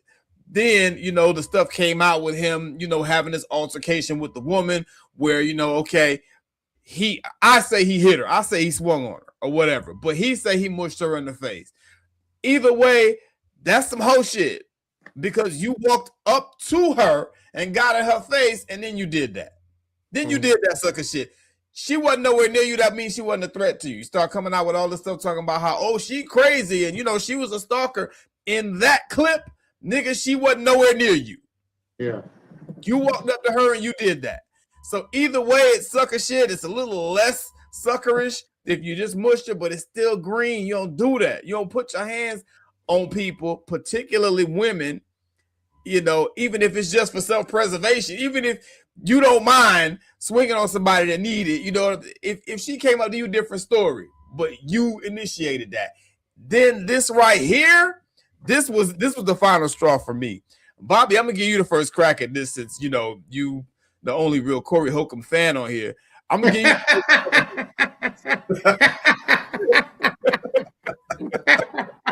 no shade. I'm gonna give you the first. I'm gonna give you the first crack at this. That man said, you know what? You like a real good speed bump. Oh, just lie down right here. Lie down right here. Perfect. This guy. I'm just saying. I want somebody to explain this shit to me because I try to be fair. You understand what I'm saying? Sometimes things happen. I try to, look at it from every angle. Explain this shit to me. This shit got me hot. Explain this to me, Bobby. Iceland. You don't have to be no 18. I think it was 13, maybe 14. Yeah. That's a grunt. The vagina been on this planet 14 years. Do you know if a woman 16 years old gives you a baby, that is going to be 16, 17, 18, 19. That is going to be one of the healthiest babies possible. At that age, they've been on the planet long enough. They're in their prime developmental wise to create a life. But you're taught in America something different. Those eggs are buoyant. You could dribble them eggs. They got bounce back. In Iceland, I think the legal age to get with a girl is 13 years old. Oh, wow. Right, it blows people's mind when they hear it. But in Iceland, R. Kelly is not a criminal. He's trying to get extradited. He's a normal guy in Iceland. I went to Iceland, and you just can't offer him money and gifts. And I thought that was so unfair that you couldn't give him nothing after you was done with him. So I assume you've been to Iceland and you took advantage of the laws. Is that what you're saying? I had a great time in Iceland. Wait, we're not going to go there. We're not going to go. This past weekend, I saw this little girl. She had a Welch's grape juice bottle in her mouth. And she was about 5. She had the whole bottle as far as it'll go, just sucking on it, walking with her mama. Somebody said, get that out her mouth. When they took it out her mouth, that baby said,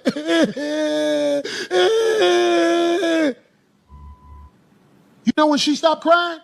When a man picked her up and put her in her lap and started bouncing with it. Then she stopped crying and was looking like this. I said, that's a little growing right there.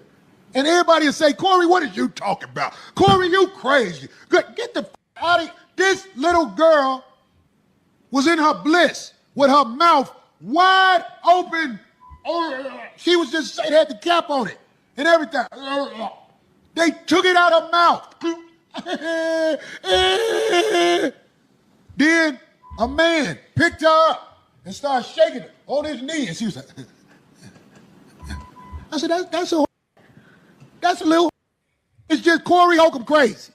I almost want to go back and ask about that little girl and do a documentary on her life. So one day I can show I know what I'm talking about. But in this society, I'm a bad guy. That ain't nothing no little girl do unless she has the urge to do things like that.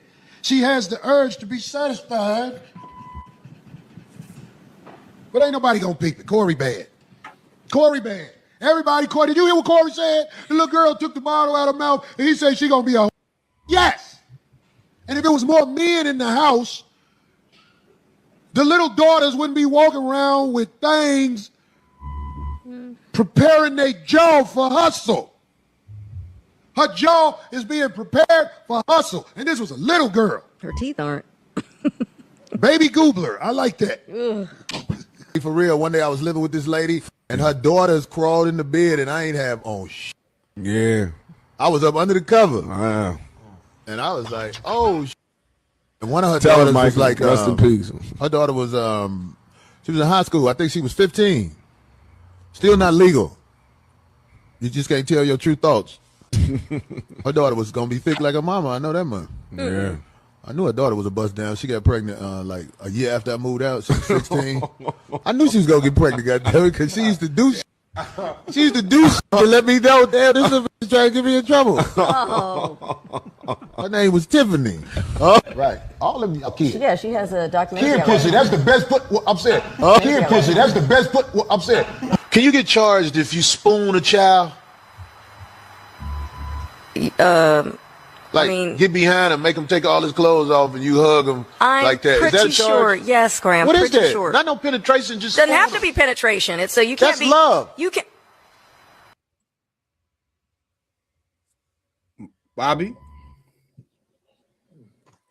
that's your boy right there. Bruh, I got my mouth open, couldn't close it. I used to listen to Corey Holcomb back in the day. He got a little crazy for me a while back, and I just kind of, I don't speak on him, but I just kind of, I just don't really rock with him like that. But every now and again, if he say something that's real, I'll co-sign it, whatever the case may be. Okay, yeah, he got this one right. That's like when the thing with Anton happened, he called out this coon. He needed to be called out. Okay, yeah, he did that one thing. But I have not said at any time that I was a Corey Holcomb fan. Try to be fair. Try to overlook some of his past transgressions, and okay, it is what it is. But this shit right here, nigga, what the fuck was this nigga talking about? You tell me. Anyone, anybody that can excuse, if you can see that shit and excuse that, not you, Bobby, I'm just saying, anybody, if you can see that real, and there's more, I cut it short, it's about 10 minutes long. If you can see that real and you can excuse it, you can make excuses for it. It's this guy I watch called Fawcett Media. I like him. You know what I'm saying? But when this shit came out, he was making excuses for it. I had a few choice words for him in his comments. What is you talking about? You can excuse that? That's just dark humor? Nigga. Boy, listen. Y'all thoughts. Tell me. I had no words at first, but tell me what's your first reaction to that shit? Well, my first reaction was I was disgusted, because what made me very disgusted is that he was in a room full of a lot of guys and not one checked him, but they were all laughing. I thought that was very, very, very disrespectful and telltale. Yeah, that we have fellas that can't check niggas in the room. Back in the days, you said something foul, niggas checking you. Oh, don't say that shit no more, nigga. Get your ass whooped in here. We don't have that nowadays. We don't go along. It's a go along to get along game. Yeah, and that's what's fucking up society, man. It's creating more men with fucked up a mindset instead of corrective behavior. Yeah, that's what the barbershop did. That's what the mentors did. That's what the drug dealers did. Yeah. Facts. You know what I'm saying? I talked about that before. Like the drug dealers, they fucked up their lives, but they wasn't gonna let you fuck up your lives. Facts. You know what I'm saying? I remember several of them. Yeah, we don't have that anymore. Like everybody's just like, key, go along to get along. Like I said, you guys already know how I felt about Corey. I've been a fan of his way back in the days, but I've seen his the more and more the years been, the more and more he just fell off, and I never was a fan of him anymore. You know, and saying things like that to me was like, I'll ask this, and I'll ask the audience this, right? Mm-hmm. A serial killer. Does a serial killer start off killing people off rip? Not really. No. How does a serial killer normally start?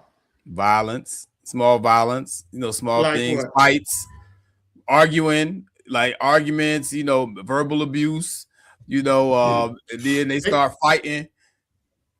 Go ahead. Serial killers. It's not always. Oh, sorry. No, I was going to say serial killers. If I've told you guys to watch that show, I forgot what it's called, with the cats on Netflix. Something, Who Killed the Cats or some shit like that. And they hunted down the dude who was killing the cats. But in that show, this guy ended up killing somebody. Yeah. But he did not start off that way. He was starting off torturing cats. Then he started off killing the cats. And then he worked his way up to killing and decapitating the human. And they caught him. But what I'm showing is the progression of a mindset. People don't be pedophiles overnight. It's a progression. It's the touching, the fondling, the what he called spooning, those type of microaggressions that goes into the macro and the big versions of doing things, of the raping and all of that stuff. But the pedophiles start off small, and then they get the confidence to get into doing real fucked up shit. So when you hear guys like that around you that have that type of mentality and mindset, you got to nip that in the bud off rip.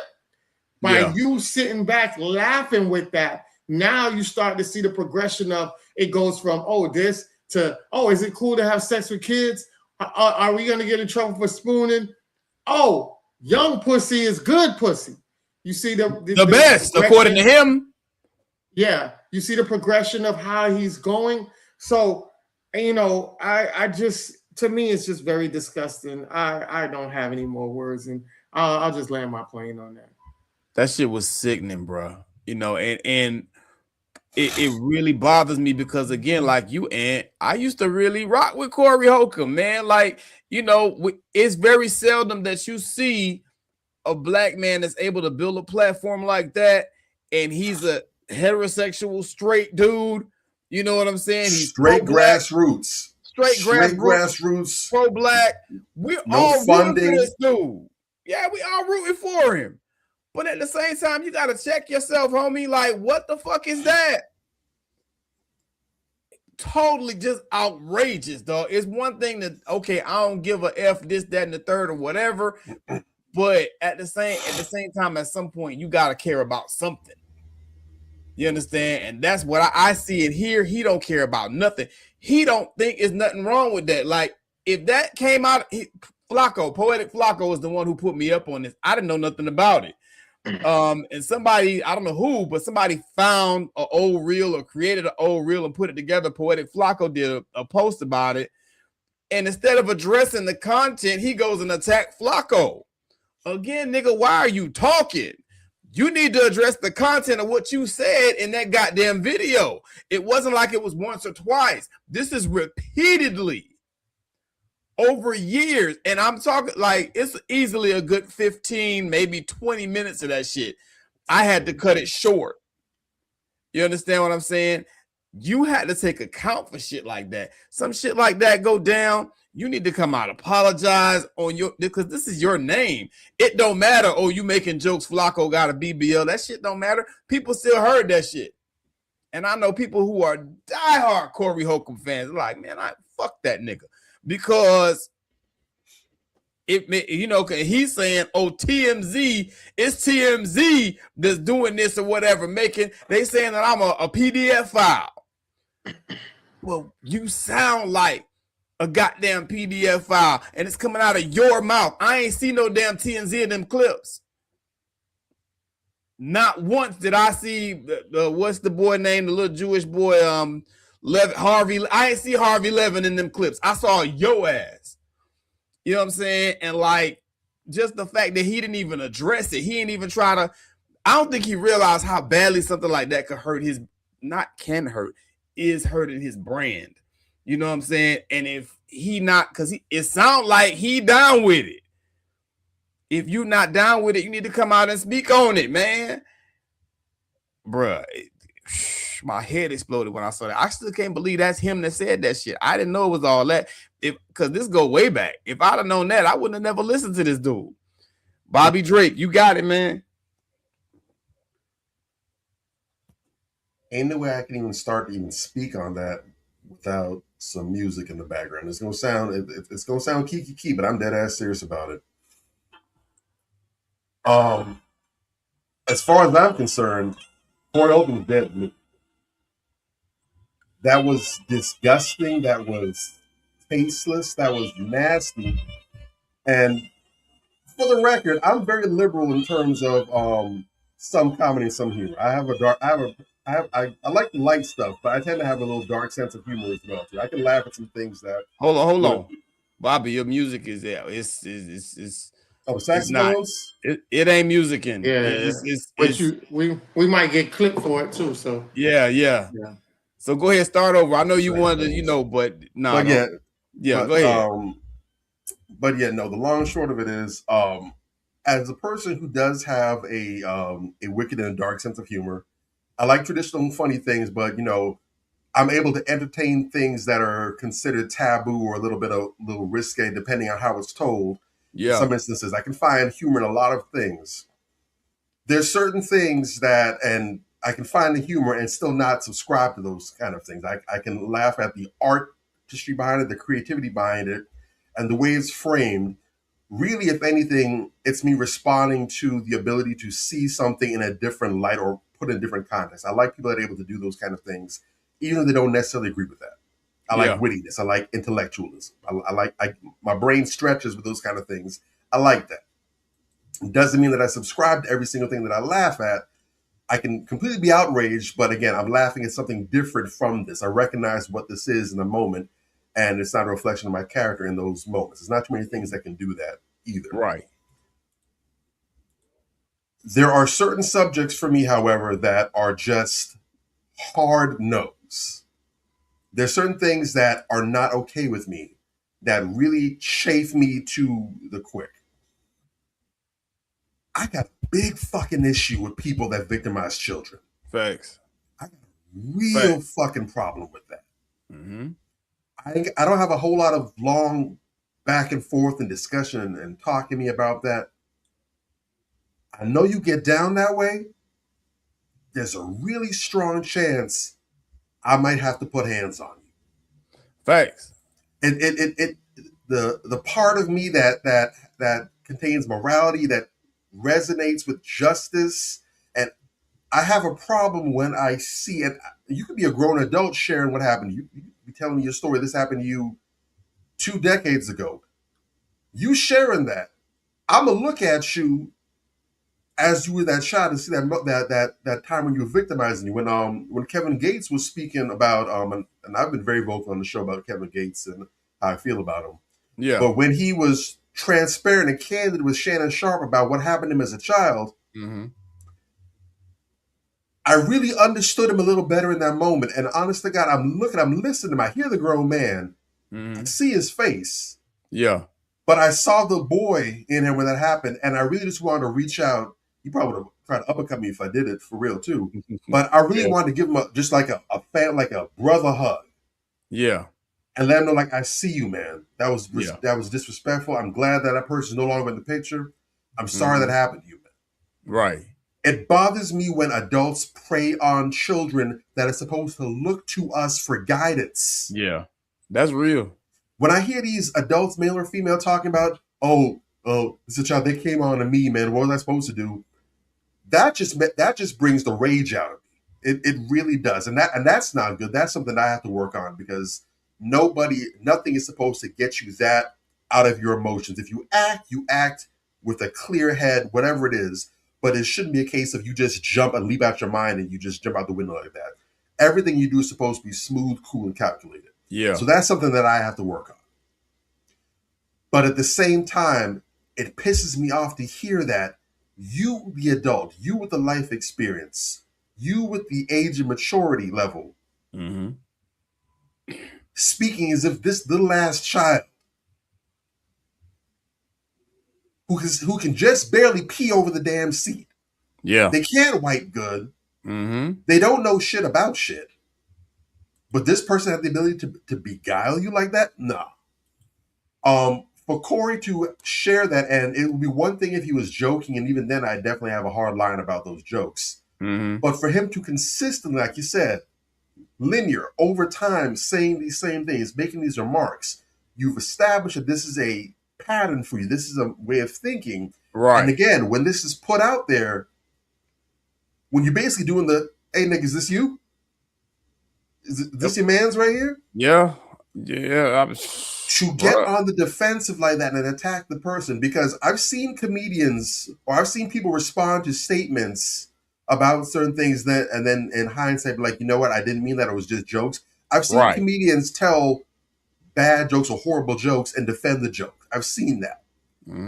What I saw, what you described, that's not Corey defending the joke or trying to say this is just humor. We're comedians. This is what we do. That's not comedian. That's not Corey defending jokes. That's Corey defending himself. Yeah, it is. He's not defending his comedy or his artistry. He's defending his mindset. Oh, I'm the bad guy because I think this way. A lot of men out there think this way and say this. I'm just wrong because I'm the one that's saying it out loud. Yep. Nah, man. That's a character issue. That's a flaw issue. It is. Corey's dead to me. It's a shame because I definitely had him up there as one of my favorite comedians. I like that he was able to tell edgy jokes, make jokes about things that would be considered taboo, and make it in a way where it's hilarious, where you can feel guilty about laughing at it. I definitely gave him his flowers for that. Right. What I saw wasn't Corey did. the comedian. I saw Corey Holcomb the man. Right. And I don't like what I saw. I despise what I saw. And again, with the topic we're talking about, I'm just so fucked up by what I just saw, man. I'm really bothered. I get it. We're talking about the choices that you make. His choices and how he got to there, that's entirely of his own making. I'm not going to get into that. But I would like to really quickly put the spotlight on the choices of the men around him. Because like you said, the women, don't forget Darlene. And the women. Because she was right there joking along with him, and that really threw me off. I got love for you, Major. I got love for you, Aunt. But I'm going to tell you right now, some shit like this pops up, and I hear about this with either one of y'all. Yeah. I would hope that it's reciprocal with me as well, too. Yeah. I'm in your motherfucking jaw. That's what you're supposed to do. I'm either in your face or I'm gone and you cut off. That's what you're supposed to do. And anytime they ask about, hey, how's Major doing? Who? Major, do the podcast with who's that? What? No, I did a podcast with Anthony. Hey, man, how's Ant doing? You mean Major? No, Anthony. Who's Anthony Malcolm? Bro, y'all did a show last week. Who's Anthony Malcolm? You're dead to me. Yeah. It says a lot when someone can speak about certain things in that fashion consistently. And number one, they either A, feel comfortable about doing it in your presence, or B, at no point do you ever get uncomfortable and leave. Right. That says something. Yeah. We need masculine men raising these children, because any man who's been raised properly by a moral, strong man should have either slapped the piss out of Corey Holcomb's mouth, or they should be like, this conversation's over. There's a clip I'm going to share with you guys afterwards that actually relates to that, where this dude is basically on a whole, he's not saying it, but he's on a whole Satanism spiel, and he's also condoning that right there, pedophilia. And the host basically, he's like trying to engage him, trying to see how deep the rabbit hole goes. But he reaches the point where he's like, okay, you know what? Yeah, we can't do We're this. done here. We're done. Yeah. He's like, I'm sick of this shit. I can't. I've pushed myself to the limits as far as I can go. I can't go any further. For dude to be speaking like that on all those different podcasts, and everybody's just, even if you want to call it nervous laughter, everybody's just kiki, but nobody's checking him. No one's offering any pushback or resistance. No one's saying, hey, we got to cut this early or whatever. That says something about y'all. Man the fuck up. Facts. And that's 100, man. You know, and to the guys out here that's in the boss position, man, stop having a bunch of yes men around you. You know what I'm saying? That don't help you. You know, people like R. Kelly, for instance. If you had some people around you to set you straight, bruh, you wouldn't be in a predicament you in now. A lot of homies that's in jail that had the lick. If you would have had some real ones around you, you wouldn't be caught up like you caught up now. You know what I'm saying? Or if you had a real woman, you know, y'all love to get out here and play the field and, you know, hop from chick to chick and all that. But like, these women ain't real. And so, you know, they don't challenge you when you on some bullshit. You know, everybody around dude should have been in his ass. I'm talking about, I've seen them on shows where it's more, because it's not just those 2 or 3 people you see up on the panel. It's people in production. It's people behind the scene, whatever, this person, that person, that person. Shame on Craig. I'm going to call him out. Shame on Craig. Somebody supposed to say something. You know what I'm saying? And because at the end of the day, what's happening is something like this. You got your homeboy about to self-destruct now because of shit that he said in the past. And like, it was avoidable if you hollered at him then, even if it was on some self-preservation shit. Hey, bro, you can't be saying shit like that out here. That's going to come back on you. You know, XYZ, blase, squaze. I just hope he ain't really like that. You know what I'm saying? At the end of the day. And if it was something there, I hope he gets some help, because that shit was disturbing, bro. You know what I'm saying? Like, I got nieces. My baby niece just started college. You know, and what bothers me the most about the whole Corey Holcomb thing, there's another part of the video where he talks about how, you know, basically he took this young girl to the Victoria's Secret to get fitted for a bra. She never been fitted for a bra before. And so the cashier asked her, "Oh, is that your daughter? You know, oh, you know, that's so sweet." And, you know, he was like, "Nah, no, I'm standing up in this little bitch," you know, and he thought that was funny. And it's like, bruh, he said, "I'm standing up in this little bitch." And then he said something to the effect of, "I got a little paper, you know, so I could get little young bitches that's in poverty. You know, that's what I do." And that really bothered me, because that is a predatory mentality. You understand what I'm saying? You see somebody already down bad and you come into the picture and you exploit them. You know what I'm saying? Instead of helping them, I'm gonna keep it a buck with you. You know what I'm saying? I'm looking at it from a perspective of, okay, let's say that, you know, you really wanted to help out the community, because Corey say he pro-black. He says he's pro-black. He says that, right? Okay, you want to help out the community, you pro-black. Yet again, you see a young black woman that ain't got no money, and your first line of action, if she's attractive, is to exploit her. You got a little paper though, Corey. You know what I'm saying? Why you don't partner with a local club or something like that and create like a, you know, a little comedy initiative in your home city, or even in LA where you at?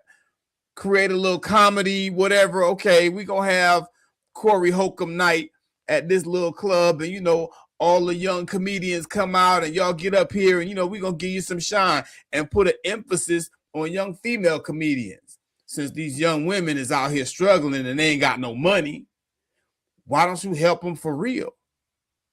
That's how I would look at the shit. I'm just throwing shit out there because I refuse to believe that he feel like that's the best he can do. You know what I'm saying? That bothered me, because you're telling me, I'm not going to say the man's a PDF file or whatever the case may be. Maybe he is just making attempts at dark humor, but it's still fucked up. But I'm saying what I do see is a predatory mindset. You see somebody that ain't got it, and instead of going and helping them, you see somebody like you that ain't got it, instead of going and helping them get it, you go and exploit them so you can get sexual access. That's some hoe shit right there, bro. I could never co-sign that bullshit. You know what I'm saying? And that's what he admitted to that several times throughout his tirade. It's like, bro, what is you doing?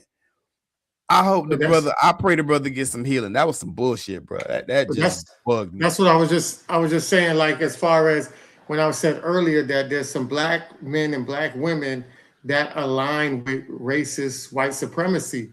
That is a tactic that racist white supremacy do. Systematic racism keeps people financially in apartheid, financial apartheid globally.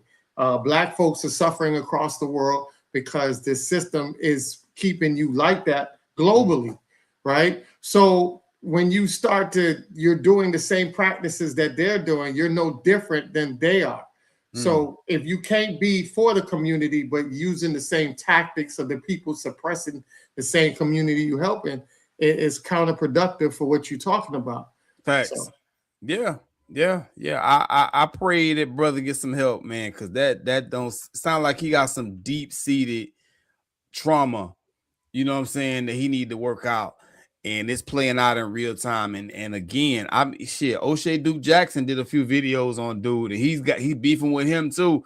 And O'Shea Duke Jackson keeps telling the man, just shut the fuck up. Like, the more you talk, the worse you make it. You giving these people more ammunition, the people who really do want to take you down. You just giving them ammunition. He's definitely giving off feminine tendencies. That inability, especially as a man, we know the women have it. Right. The inability to shut your damn mouth to the point where you're literally dragging your own ass in the deep end. That's the funny thing about it.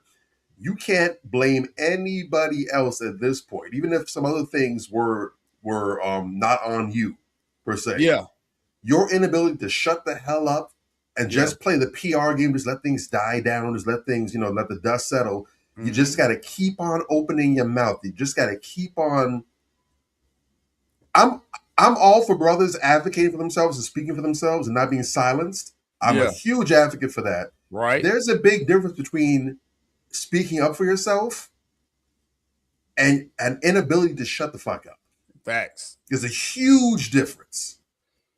That's what those the crazy thing is, most recently I've seen that in these videos of these women in these child support hearings or these child custody cases where they literally sassing the judge. They can't shut up, and the judge is like, one more time, I'm going to hold you in contempt. And they refuse to shut up because no one's going to make me get quiet. And okay, they get locked up and then they cry later on. That's the same exact behavior that Corey is demonstrating. Yeah. Now you got a record. And to make it, go ahead. Now I'm saying it's rooted in ego. Yeah.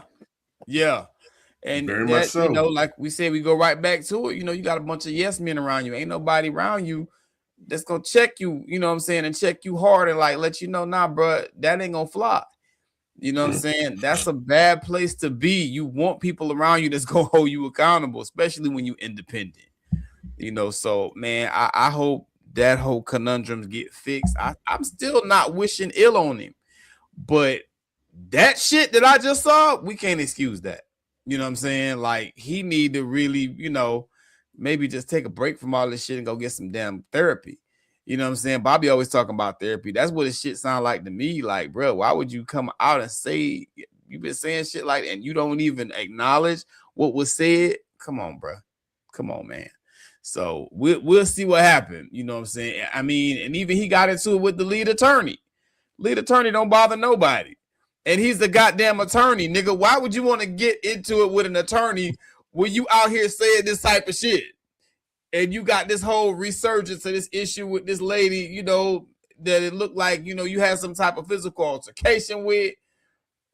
Bruh, you have shit to lose. This is right after the shit went down with Anton.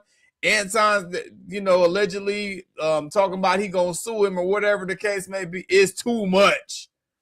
You can't fight everybody. You know what I'm saying? So I don't know. We'll see what happened, man. But at the end of the day, what I want to see is people who have positioning like Corey. You got this huge audience. You're very popular. You're talented. You know what I'm saying? Whatever the case may be, I want to see them start putting some positive shit out into the world, into the community, where, okay, we can get behind them and galvanize and build shit. Like, I don't think this fool understand like the opportunity he have over there with all the people that follow him or whatever. Imagine if he was pushing shit like what Tariq Nasheed is pushing. You know what I'm saying? Like, you could still be funny, but like, okay, building shit, come together with the FBA movement, push it forward, It's so much you could be doing, man. Like, I don't know. God bless him. But that was a lot to have to watch, bro. That bothered me. I ain't gonna front. Cause this is the thing. If it's just some random ass person that you ain't never really listened to and you ain't like no way, it's whatever. But it's somebody that you had admiration for, you rocked with at one time. You like, damn, you going out like that. Wow. Anyway, let's go ahead and get into it, man. Y'all know I love this goddamn section of the show. It's one of my favorites. This is what it is, man. Time for the crown check. This is the crown check segment where we honor our queens. Respect. Shout out to our sister, our queen, that we're going to do for this crown check today. It's kind of hard to say this woman's name. I'm going to play the video, okay? I'm not going to try to mess it up. The lady in the video says her name, and I want y'all to take it from there. I'm going to try to say it after her. But this is the sister that Anthony actually had mentioned her first, that created the anti-rape earrings, we'll call them. You know what I'm saying? And that was just so powerful. I wanted to do a crown check for her a while ago, but I had some other ones to get to. But this is the type of young sister. And I wanted to use a young sister today because we just had that last story where, you know, this guy's talking in a disparaging way about young women. You know what I'm saying? And I want to give the young women some props and some respect because this is the type of way that I like to see young women carry themselves. This woman invented an anti-rape set of earrings, bro. You can't top this, man. This is amazing. Let's get it. American teenager using technology to curb gender-based violence and human trafficking. 16-year-old Limpopo student Bohlale Mpatlele has designed a discreet wearable gadget that can help identify attackers and alert police in real time. The device is called Alerting Earpiece, and it looks like an earring, but it's actually a hidden camera and a silent alarm system. It's activated by a simple press of a button that then takes and sends photos and your current location to emergency contacts and services. Mpatlele spoke of how the rise in reported cases of abuse against women and young girls inspired her to find practical solutions to protect the vulnerable. It is a shame that South African women continue to feel defenseless, and the Alerting Earpiece is just one example of how they're now working to protect themselves and each other. Mpatlele was only awarded a bronze medal for her invention after presenting it at the Eskom Expo for Young Scientists, which is confusing, but the point is she did it, and now it's our responsibility to continue supporting her. Have you ever heard of an invention like this? Let us know in the comments, and be sure to follow OK Africa for all things Africa. Shout out to our good sister Mbahele. All right, that is a phenomenal invention. I mean, damn, I'm mad I didn't think of it. That is, I mean, and I don't understand how she won third place in the contest. Well, who the hell won first? Damn. Well, you got to understand how the world is ran. They make money off of child trafficking. So that's why you're not going to see big tabloids take that up, because it goes against the narratives of the people who make a living off of that stuff. So I hear you, but I would think that, you know, most of those type of conventions, I would imagine that's local. I didn't think it would be like, you know what I mean? I didn't know if they were clicked in like that, but if they clicked in like that, it makes sense. I would think, okay, it's like some local shit, whatever. But, you know, interestingly enough, when I looked it up, I didn't find a lot of information about it. Only this one lady was, you know, really spitting about it, and maybe like one or two other small write-ups. You really had to look for it. And I feel like stuff like this, we should be championing more. You know what I'm saying? Because that's a really powerful invention that can really save some lives and really help some people. Especially like you say, there's a huge industry for trafficking out here. And we got to push back against that. You know what I'm saying? So shout out to that young lady. I love to see, you know, the sisters doing powerful things, especially the young sisters. You know, they push back on that narrative, you know, because if you look at goddamn reality TV, you think all black women do is fight and twerk, you know, and black women have so much more to offer, you know, and I really, really like to see when we see what that looks like in real time. So shout out to that sister. That was the crown check. Y'all can go ahead and, you know, say your sign-offs and all that stuff. I mean, just real quick before we go into that, let me just talk about this just real quick. I mean, making questionable decisions. I want to do this show today because too many of us are falling behind the 8 ball. Some of us losing our lives. You know, if not losing our lives, we're putting ourselves in very uncomfortable, untenable positions because of the decisions that we make. You know, very, very seemingly simple decisions, like who you choose to be in a relationship with. Look at Cardi B. You know, as much as I dislike Cardi B, before she married Offset, she had behavioral issues, but on paper, she was young with no kids. You know what I'm saying? She had no baggage from no prior marriages or whatever the case may be. She, is a young professional. She had her money going forward, able to take care of herself. You know, you could make the argument that if she changed some things about herself, she could have been like decent. You know what I'm saying?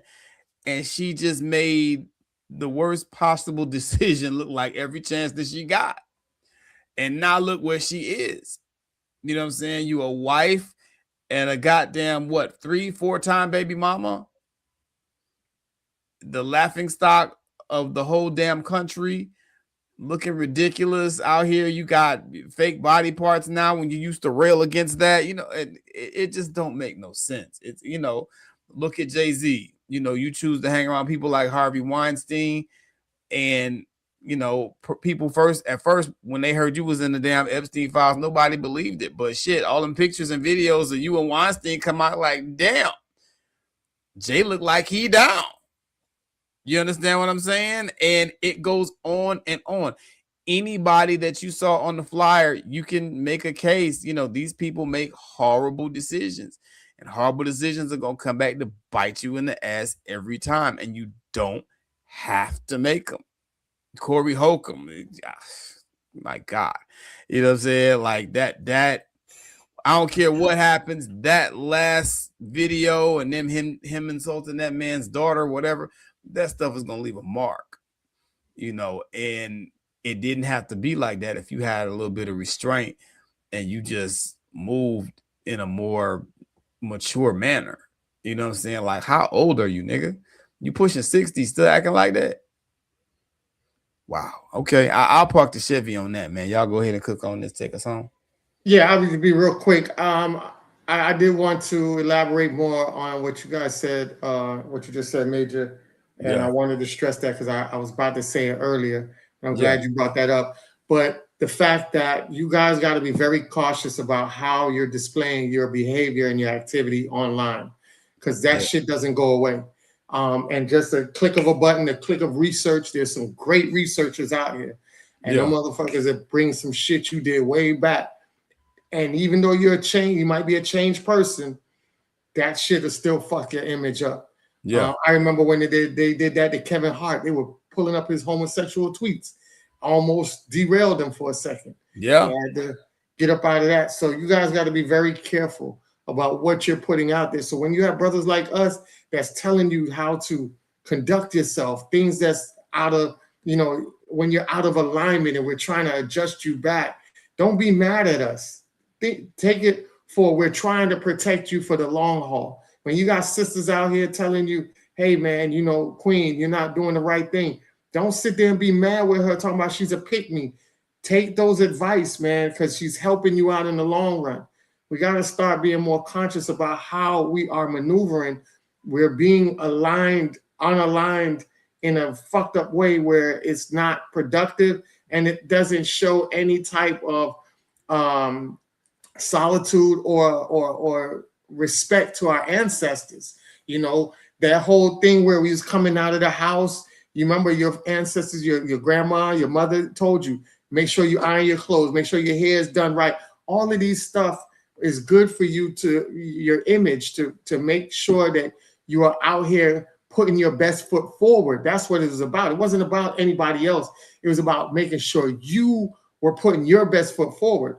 And we lost that sight. You know what I'm saying? So we got to get back to that. So I know this was a very much needed show, but I wanted you guys to get the information of how you should be moving forward. And I'll land my plane. Yeah, it is. All right, now, Bobby Drake, what you got, man? Absolutely. Big ups to that sister, that amazing invention. I hope it gets picked up and that becomes a globally accessible device because it's much needed. We got a lot of the lady folk who unfortunately do have to live in fear because of predatory people that exist out here. And any device that can help give them a chance to better defend themselves, to increase their chance of being found if something does happen, or to anything to curtail the issue that we have of trafficking and kidnapping and violence, period. Right. Definitely support that. It needs to be done.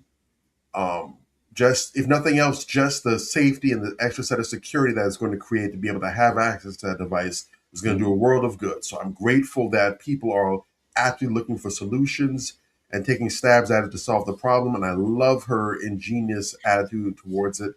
Hopefully that's just the first of many, many more innovations that come from that system. Thanks. We want to thank y'all for rocking with us this week again. I know that the time has kind of been spent, but hopefully you guys will consider time well spent with us in this subject. Look, the reality is none of us at current are going to be drafted by the Avengers. I don't anticipate any of us being picked up for the Justice League anytime soon, or any other superpower groups that exist out there. Sorry to say. There is, however, one superpower that we all possess, and it's the power of choice. We cannot control any of the things that happen to us. All of the things that occur outside of us that other people are doing, the weather, nature, climate, laws, statutes, all the different things that exist out there, we have not much in the way of control regarding those things. But there is one thing that we have control over, and that's going to be our thoughts and our choices. It is. We need to make sure that we're optimizing that, making the best choices possible, that we're looking for wisdom and guidance so we can make better choices, more informed decisions, and fully leverage that power. Right. The idea of constantly victimizing ourselves and giving away our power to others and putting the blame on other people when there's things that we still can do. That doesn't do us any favors. If anything, that undercuts us and that further subjects us to making more poor decisions, because at no point is there ever any course correction.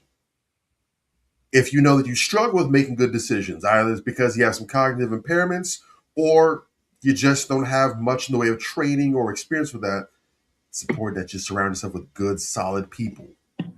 Get folk that are going to be in your corner, that have your best interest in heart, that are going to call you out on your bullshit. They're going to check you, and they're not going to attaboy, attagirl, pat you on the back as you march with all the confidence on the road to destruction. You don't need those people in your camp. Thanks. And also, if you are around people who are notorious for making bad decisions and they show no signs of wanting to improve, you can't tell them anything, you need to make sure that you separate yourself, because that is a ship that is fast sinking. And if you're not careful, you're going to get drowned right alongside them. They're cool with their fate. Are you cool with that decision being made for you? I wouldn't suspect that you are. Next week, my brethren, my sisterin, we will be off next week. We're going to take this time to just recalibrate. We're going to be back the week afterwards at the same regular time, 8 o'clock p.m. Eastern Standard Time. So again, just making you all aware, we will not be closing out Black History Month with y'all. But when March kicks in on the 1st, we will be locked and loaded. We will be locked and loaded with y'all on the 1st of the month. Started off on a right note. YouTube fam, we appreciate y'all. IG crew, you know what it is. Facebook familia, much love. You know we always locked in. Until the week after next, this man up here is the Major Gage. This brother here is Anthony Malcolm. I am Bobby Drake, and united we are Manversations 2020. God bless. Yeah. Manversations. Man up. Manversations. Man up. Manversations. Man up. Manversations. A place where we inform, build, and inspire. Manversations. Man up. Manversations. Man up. Manversations. Man up. A place where we inform. Manversations. A place where we inform, build, and Man up. inspire. you gotta eat what you kill. You gotta go out there, you gotta hunt for your meals. We all have that ability to connect with people, to be that motivational person in somebody's life. You gotta let people know there's certain lines you don't cross, and that there's gonna be consequences if you do. Man up. If you are an adult and you are in a relationship, that person's emotions are not your responsibility. Man up. Manifestations. Man up. Manifestations. Man up. Manifestations. A place where we inform, build, and inspire. The devil, during slavery, destroyed the masculinity or manhood of the so-called Negro. No man. No man. Right now you got to be trained all over again to be a man. When someone is obligated to do something, it is binding upon them to do it. And failure to do it causes reaction. Man up. Position make you rich. I don't have that type of richness. My richness is life forever. If that people knew that glorious path, if that people knew that glorious path, if that people knew that glorious path, then they would be more inclined to respect themselves. I'm not saying I'm going to rule the world or I'm going to change the world, but I guarantee that I will spark the brain that will change the world. And that's our job, is to spark somebody else watching us. A place where we inform, build, and inspire. Manifestations. Man up. Manifestations. Man up. Manifestations. Man up. A place where we inform. Manifestations. A place where we inform, build, and inspire. You want to tell me about yourself? Go get your friends. I'll tell you who you are based on who your friends are. Don't just live and die. That's an ugly existence. Make your life matter, make your life count. Live a life where people can actually mourn you for the things you left behind, not just because you were around and existed. We need strong black nuclear family. Yes. Yes. That's what it is. Mother, father, son, daughter, all in the same house with a focus on the family unit as a whole. We had Tulsa, Atlanta, New Jersey, Detroit. We had Rosewood. We had Black Wall Streets all over. The Republicans aren't for us, but the Democrats aren't for us either. And we should have no alliance to any political party. We only have alliance to what is in our own best interest. A place where we inform, build, and inspire. Manifestations. Man up. Manifestations. Man up. Manifestations. Man up. A place where we inform. Manifestations. A place where we inform, build, and inspire. At the end of the day, as men in the community, we must stand together and be counted, because people look to us for guidance, leadership, and protection. And if we are not about that business, we are not on our job. Here we have grown-ass man conversations in the spirit of that purpose. Anthony Malcolm, Bobby Drake, Major Gage. We are. This is Manifestations 2020. Manifestations. Man up. Manifestations. A place where we inform, build, and inspire.